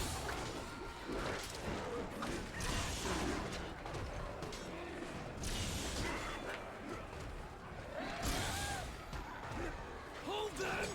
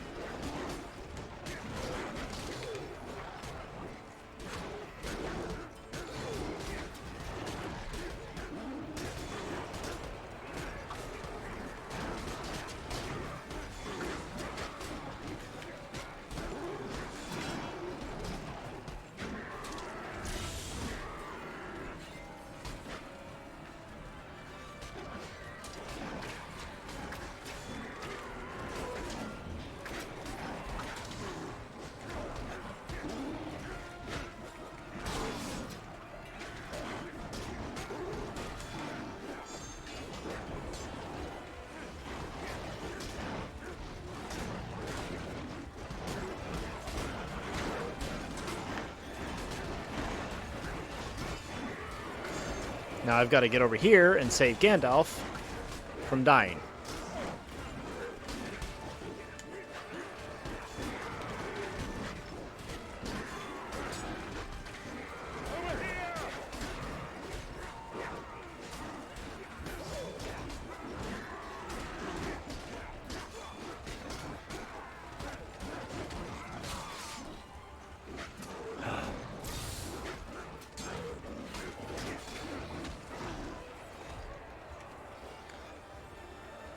Okay.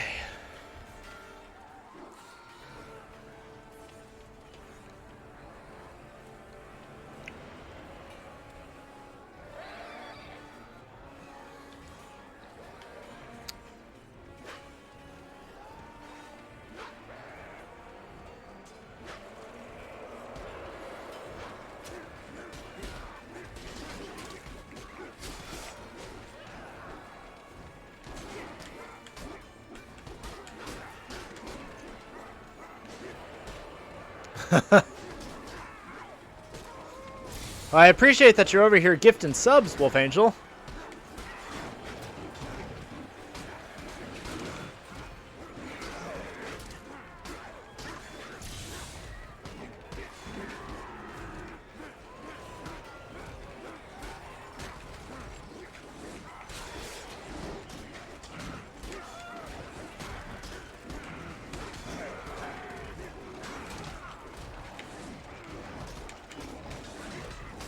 Ugh. Come on. He's so slow getting up.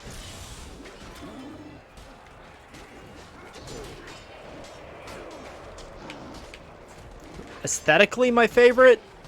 I would have to go with, hang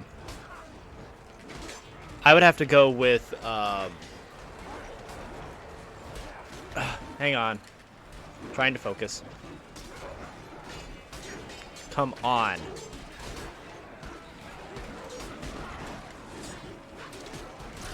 Anduril. I think it's a beautiful longsword. I like Legolas's double blades a lot. I like the Elvish. I think actually one of my favorites is as well would be the long swords that the elves have at Helm's Deep, because they've got that long handle, and the handle is like a third of the length of the total sword, so you've got so much control. The very Japanese style with the extra long handle on the Nodachi. So I think aesthetically those. So basically, and since Anduril really is a elvish made blade, I would have to say that I favor elvish weapons for sure.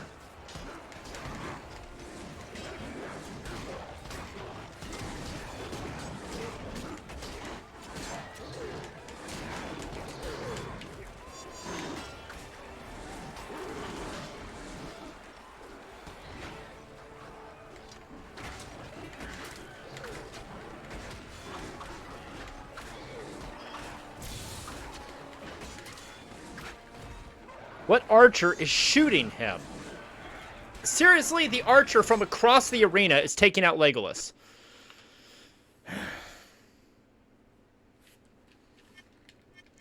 We're going to go do the other level right now, because this is too frustrating.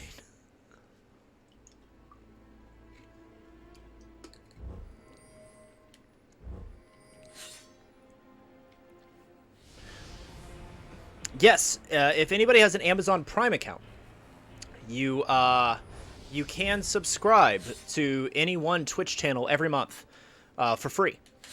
I can't do that level until I beat this one.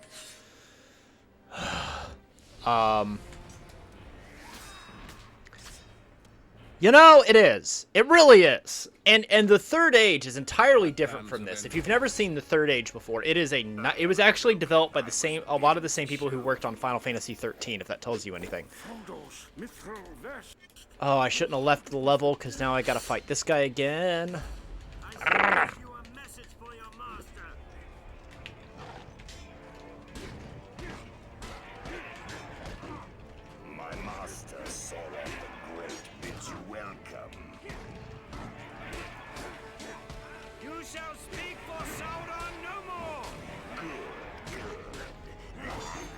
dear to you, I see. This is for Frodo! Know that the halfling suffered greatly at the hands of his host. It is you who shall suffer!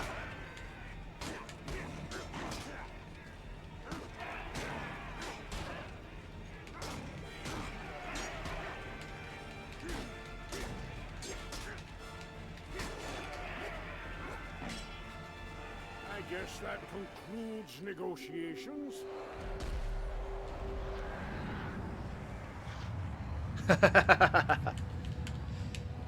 I wouldn't mind a little reckless rage right now. We have drawn his army to the Black Gates.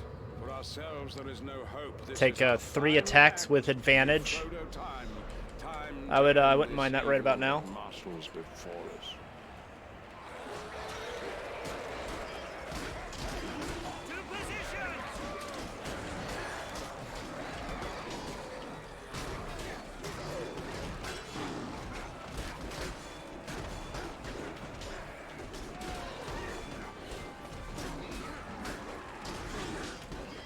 Stand your ground! Sons of Gondor! Of Rohan!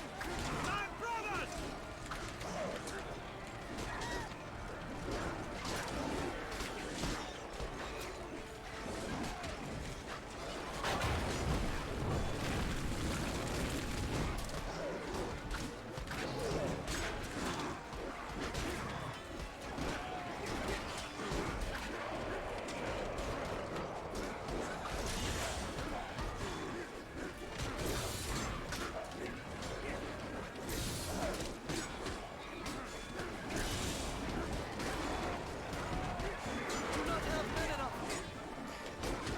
Yeah, with the main enemies, they will break through the initial armor. So, with like the mini bosses, the problem is being able to throw a lance and still without getting hit. Because a lot of times you can't, well, that worked. But a lot of times you can't get the throw off because you're too surrounded by enemies. So then it's like, well, is it faster to take them out manually or to try to throw? I really think we should go back to sword combat. I really do, for warfare. Like let's get away from guns. Let's go back to sword and spear, where you have to take out your enemy up close, personal, their blood on you, your blood on them. The wounds are far more devastating. And maybe, you would think, maybe, just maybe, we would be less inclined to go to war. Now, I know that's not true, because we've been fighting war for thousands of years with pointed weapons before we had firearms. But warfare would certainly be different. I forget who said it offhand, but the quote is, I know not what with weapons we will fight World War III, but World War IV will be fought with sticks and stones.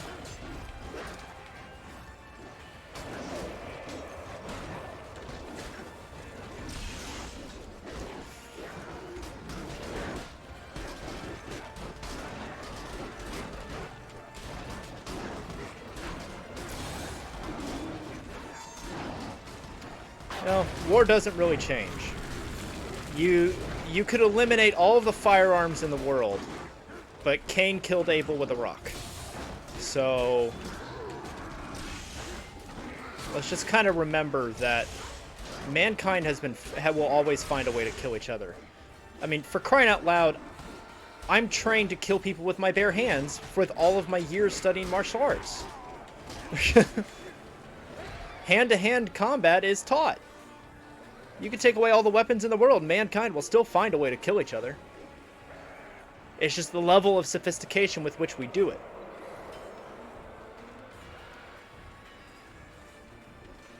War is ugly, it's horrible, it's terrible, and I wish we didn't have it.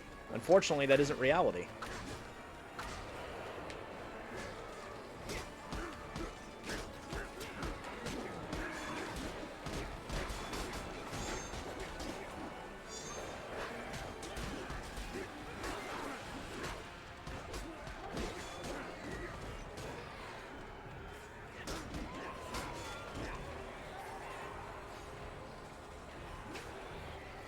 You reserve your right to challenge random passerby to a duel.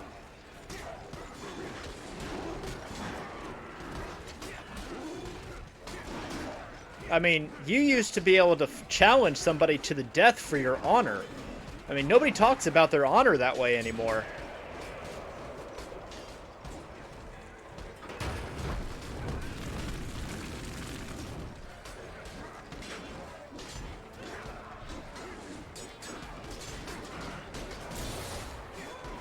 Legend has it that Jim Bowie, if somebody challenged him to a battle of honor, he would take him into a back room, he would take his Bowie knife, stab it into a table, and basically first person to it. And he was known for not losing duels that way. You know?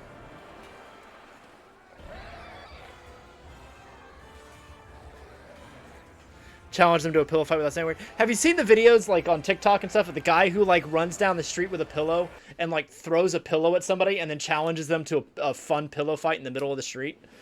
And people go along with it. And it's hilarious. I think it's absolutely magnificent. All right, I gotta take out these archers because they are clearly a problem. They're the ones that keep killing Legolas.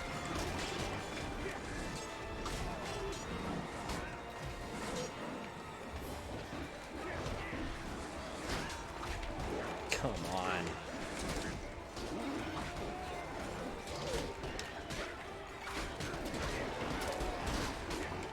And now Gimli's about to die. Ah! Come on! I'm sorry, these characters should be quite capable of taking care of themselves at this point. After everything they have been through in the last 13 months. Storyline-wise. They should be able to handle themselves in combat, without having to rely on you to save them. This is our final act to give Frodo time to end this evil that marshals before us.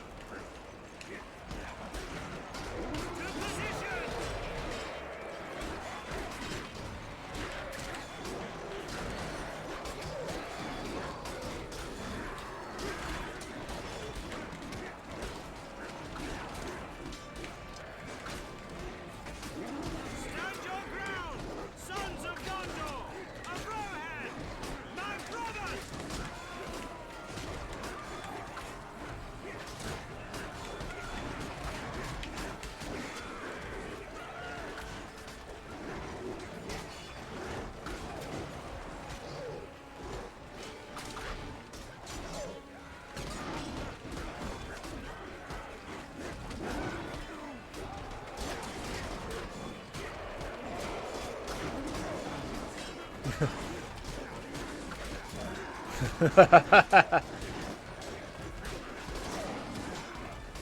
They are an endless tide.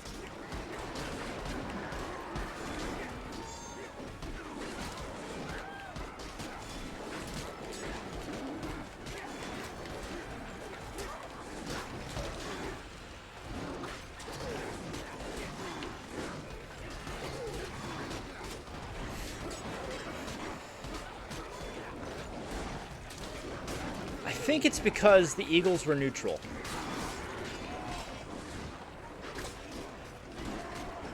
I'm trying to remember. There was actually a reason why that is. It's like addressed in like one of the appendices or something. I think the Eagles were actually, while they were friends of Gandalf, they were actually fairly neutral. They do get involved here at the the Battle of Mount Doom, but it's more or less to preserve the balance of things than it was. Sauron would see them coming.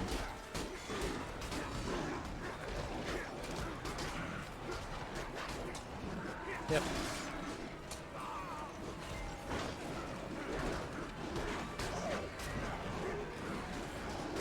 It's kind of like why didn't the Eagles carry the dwarves all the way to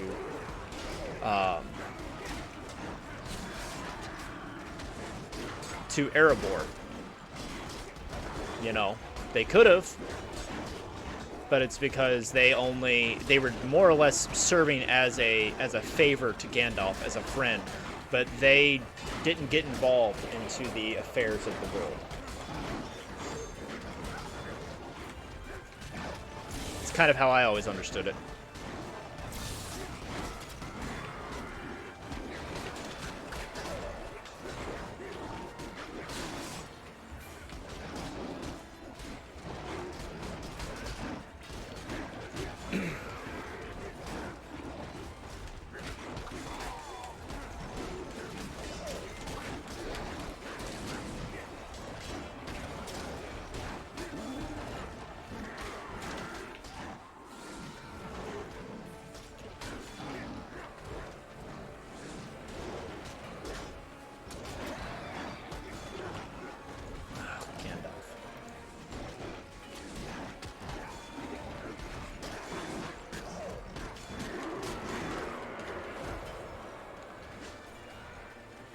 That's true.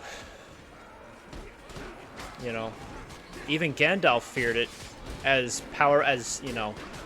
for being 8,000 years old, even Gandalf feared his ability to control himself over the ring at his level of intelligence and wisdom.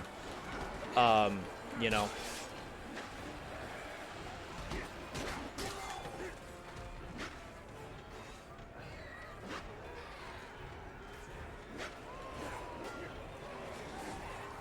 Put the ring in a box.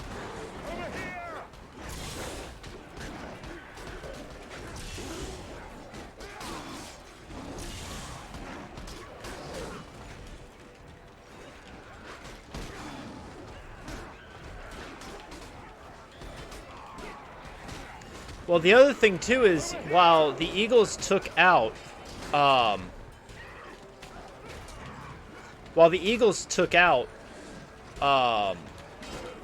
on.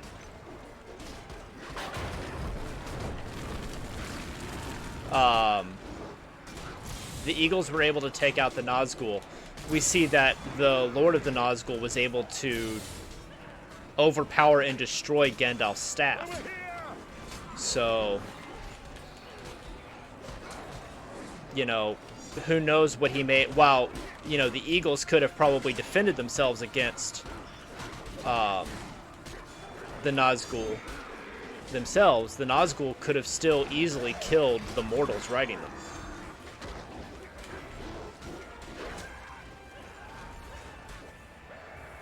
Take defensive position. Break up. Hold them on all sides. I don't think I'm going to be able to do this unless I can keep them away from Gimli long enough for him to heal. Oh.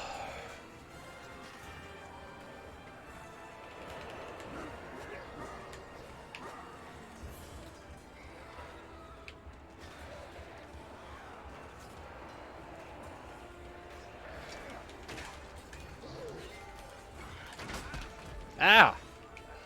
He came out of nowhere.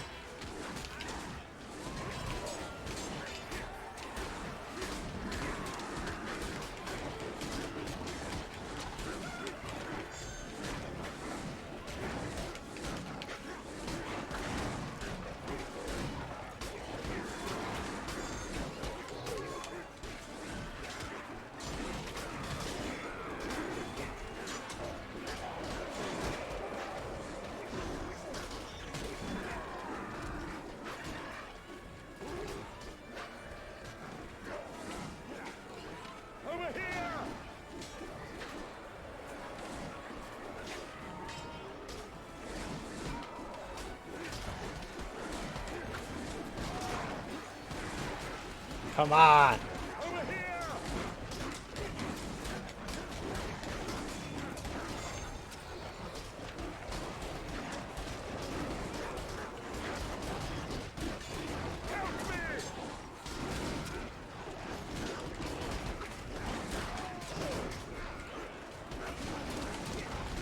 This is generally chaos.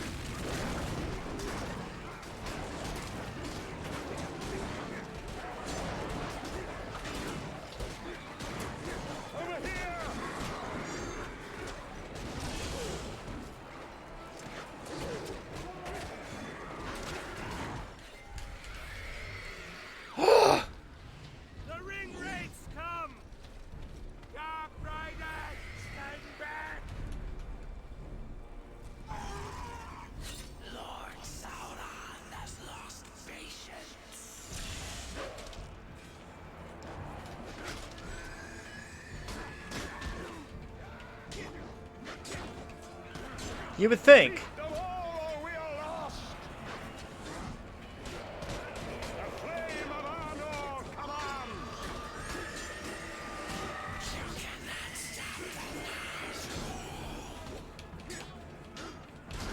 You know their weakness. Use it. Burn them!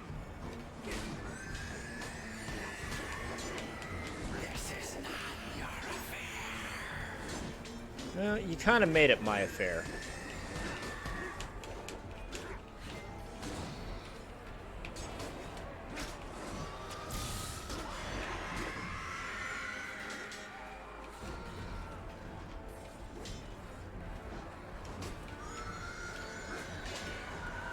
Ah!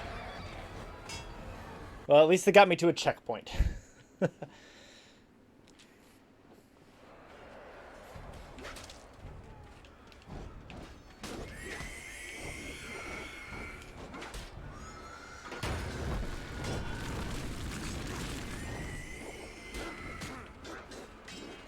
flame of Arnor commands.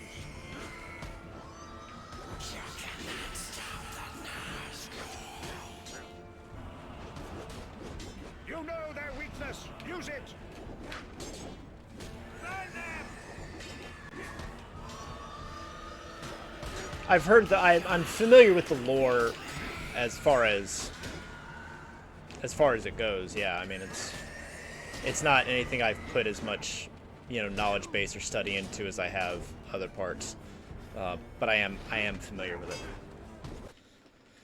Ugh. All right, well at least we're making progress, right? We're at least making progress. You know.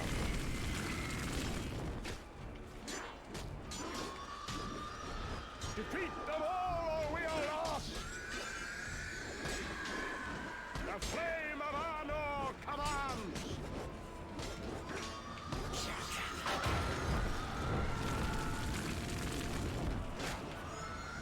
You know their weakness. Use it. How about you guys back up and get out of my way so I can? That would be awesome. That would help me out a ton. You know?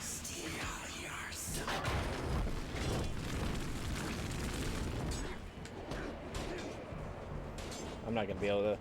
I don't think they're going to stay alive long enough for me to do this.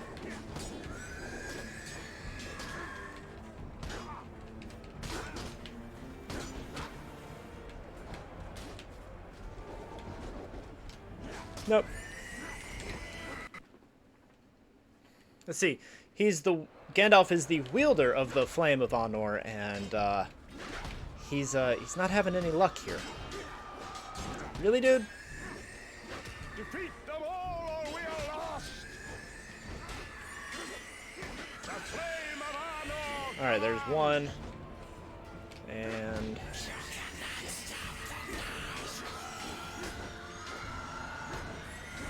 You know their weakness. Use it. Burn them! there's two.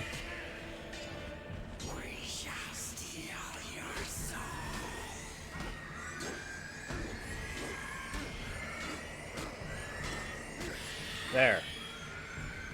Now what?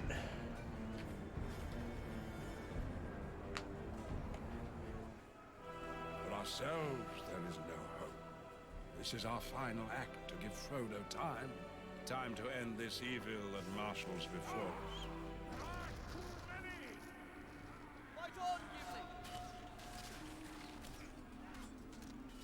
We now give witness to that day when the courage of men faces the final test.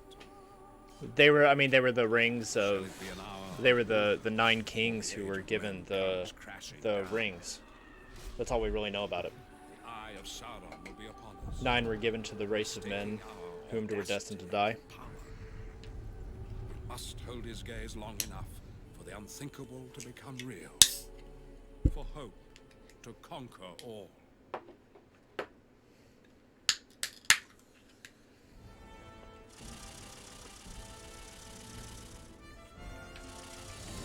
And they were turned into Nazgul more than, and the dwarves and the elves were not, because they were weak-willed. I mean, the whole theme of this is the weakness of men. you know, Isildur wasn't strong enough to destroy the ring when it came down to it. The constant corruption. And it's what builds up to the overarching story of Aragorn, a man stepping up to be, you know, a human stepping up to be, you know, the leader and everything. So.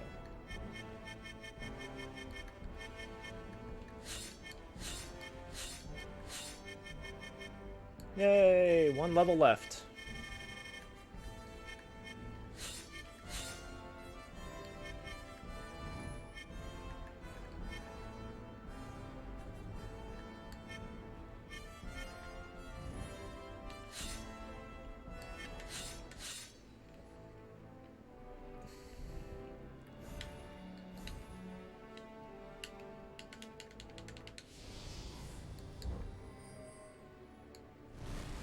Alright.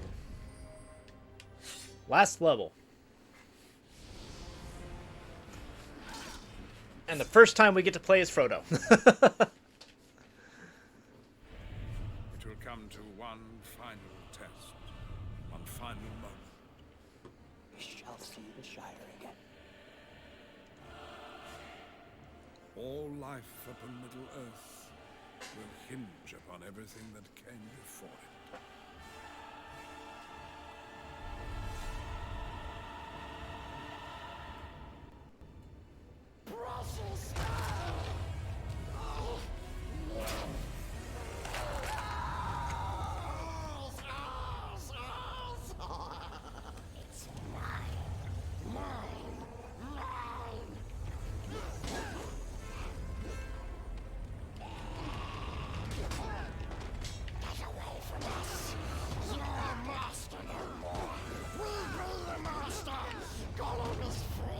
You give me that back.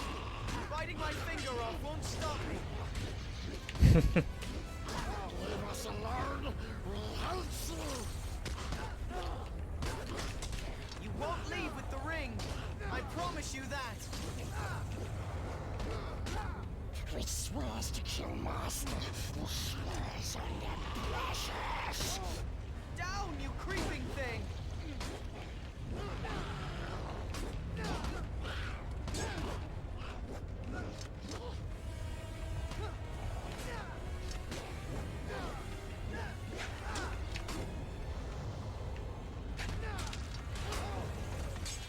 I'm not doing any damage, so I'm not sure what I'm doing wrong here.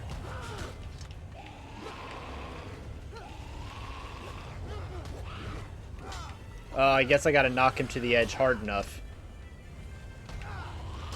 to knock him down.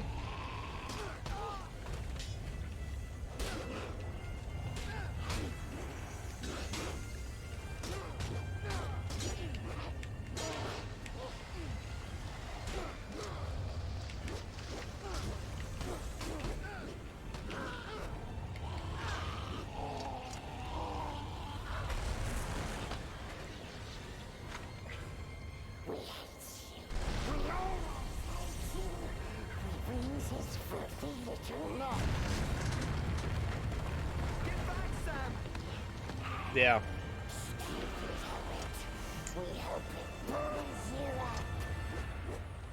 I don't know what it takes to get rid of you.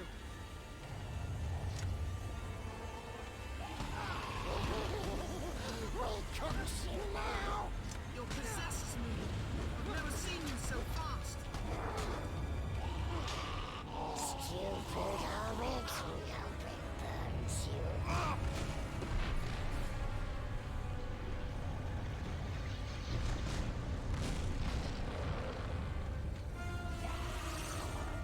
We're all doomed, Golum.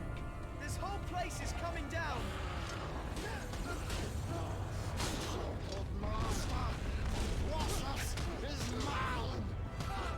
You will never get it back.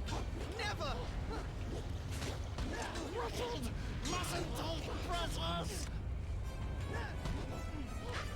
Your time is at an end.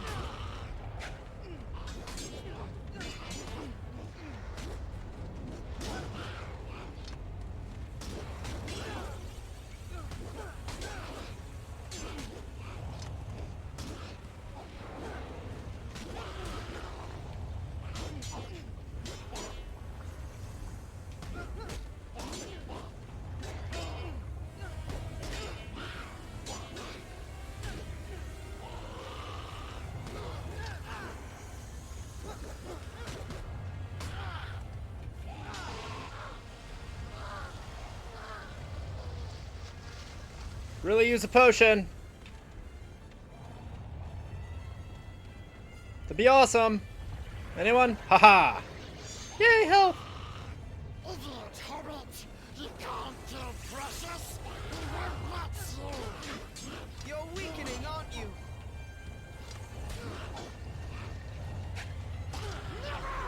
Please, Master! Not this time, Golum.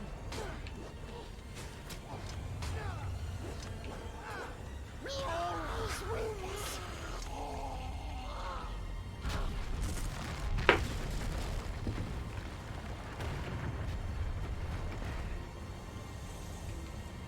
Ah, yes. Now we just have a smaller battlefield. This time it's over.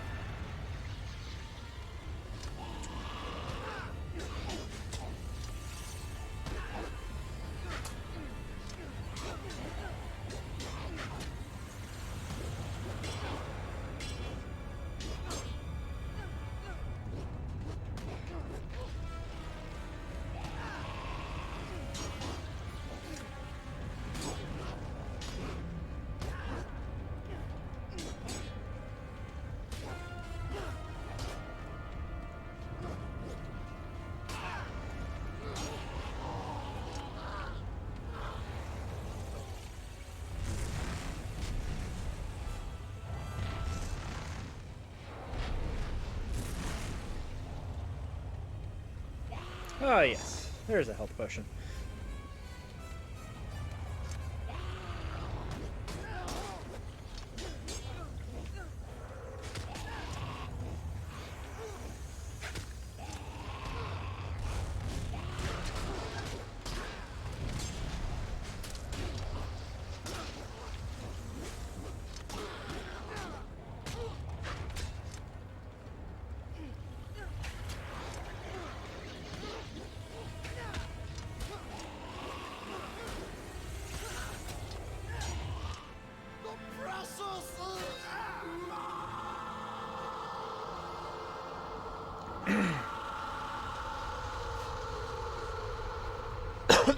It's a very dramatic fall scene. The ring is destroyed, and all that was done by that power is passing away. Those who were bound to the fate of the One are now free. Now come the days of the King, and may they be blessed while the thrones of the Valar endure. Needless were none of the deeds of Gandalf in life. We do not yet know his full powers. The third age of Middle-earth was my age, and Sauron was my enemy. I kindled hope, the secret fire of Arnor in the hearts of others. Sauron, in his greed, bound all power in the One. As Sauron mingled his own blood with the ring's gold, so did I mingle myself with my magic. Fools.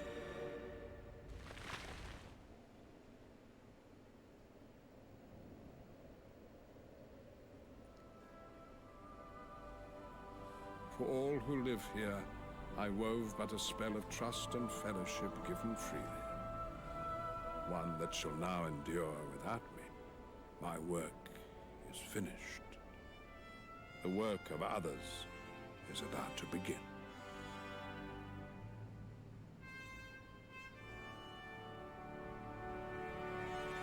Yay!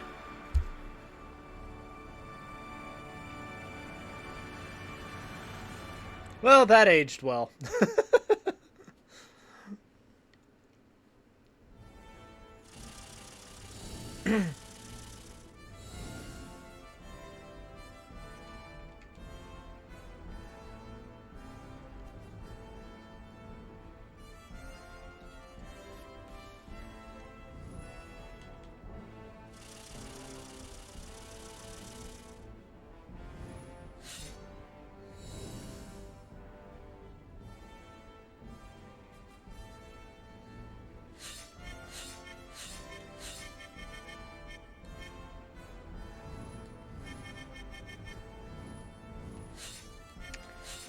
Now, we should have everything unlocked, including some interviews. Do you guys want to see the interviews? Well, and there's the same short ones, but let's see here.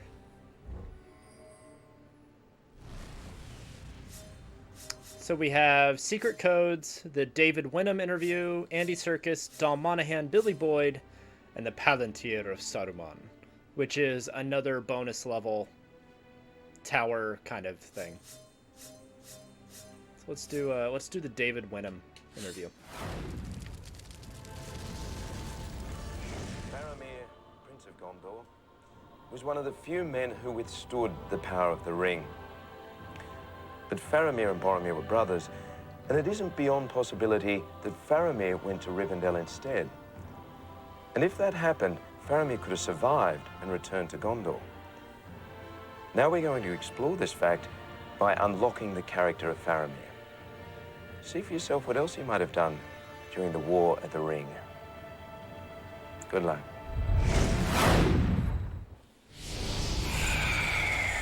Nice close!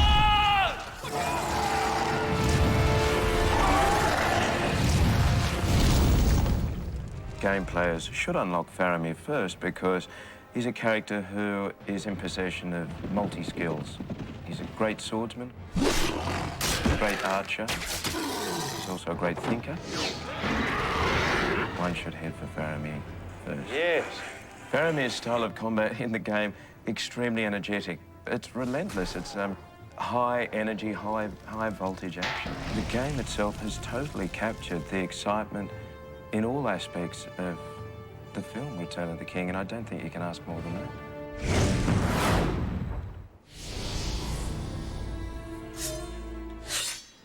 What did they steal?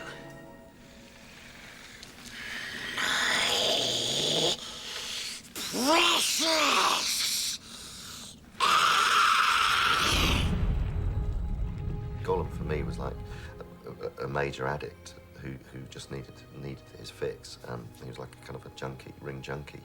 Must have the precious. Because we're using motion capture a lot, and the animators are watching my performance closely on screen and mapping. Their animators, the keyframe animators are matching every expression. His whole facial structure and the way that his face moves is based on the way mine does. So it goes through 3 processes. I shoot on set with Elijah and Sean, and we act all the scenes together. And then I work in the motion capture studio, repeating every single scene. And then I do the final voice track. Yes, precious. The voice was really born out of 2 things. One was trying to find a psychological route into why he speaks like that. But actually, in physical terms, it came from cats. It came from, we had 3 cats at home, and they do this incredible kind of convulsion where when they cough up fur balls, and they kind of go like that. And so that really became how Golum. I've not done any ADR yet for the actual film, so it's actually quite, I'm getting my head back into thinking, okay, this is obviously taking a parallel journey although through a game. So it's actually quite nice to sort of visit where I'm going to be going for the film. It's probably, an unusual way of doing it, where you do the voiceover for the game before you actually do the ADR for the film. We takes the precious, and we be the master. I don't think I realized that they did the game like before they were filming sections of the movie. I think that's really different, Congratulations on finishing the game. Very, very well done. You got there a lot quicker than I did. It took me about 3.5 years to finish it. But excitement, crazy, crazy excitement. You've now unlocked 2 other characters. You can take Merry or Pippin, and you can go on any storyline you want. You could go and hang out with Shelob for a while. You could go with Faramir and, see what his journey's like. You could hang out with Gandalf because he's very protective and he feels like a father figure to you. Maybe you have issues about it. You can do anything you want. You can go anywhere you want with Merry and Pippin. So this is now our treat to you as a gamer. Well done. I love how everybody just had so much fun with this. We might have made a mistake leaving the Shire, Pippin. In the Shire, Merry looks kind of sweet and approachable. Whereas when he wears his war outfit, he looks kind of scary. think the people who would choose to play Mary as a character in this game would be more of the highly intelligent people in the world. Yeah, how'd you like those apples? You got him. The hobbits kind of fight with their hearts, first and foremost. And he's an opportunist fighter. He's someone who, you know, comes to the table with not an awful amount of physical strength, but is wily and has a bit of guile and intelligence. Probably one of the greatest computer-generated characters of all time.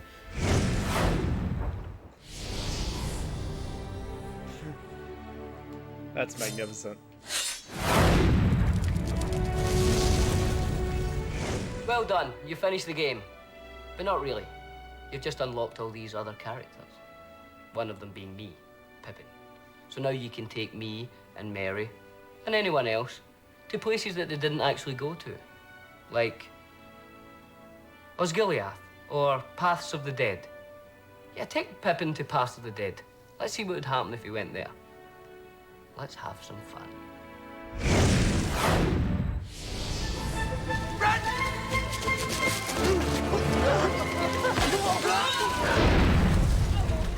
Pippin in the movie, he's not a warrior. He's not, you know, he's a hobbit who's kind of caught up in all this.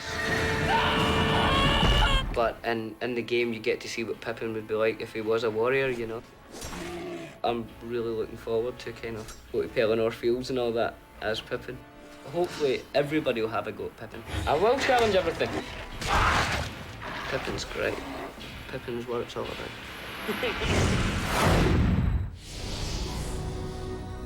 All right, we did it. Everything's unlocked. We can do any level we want now as any character, and have that fun. So yeah, I said this was an all unlockables. It is all unlocked now. So yeah, that's exciting. So now is the Third Age, and that's gonna be the last Lord of the Rings game that I do as part of this. So we've done the whole trilogy. Now we're gonna do the Third Age, which actually goes through the whole trilogy in a totally different format than anything you've seen so far. I have some time left. Do you guys, let me ask this in the chat.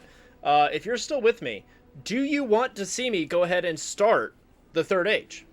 I'll pop it in right now. Or do you want to wait? Do you think I should wait until next week? What do you guys think?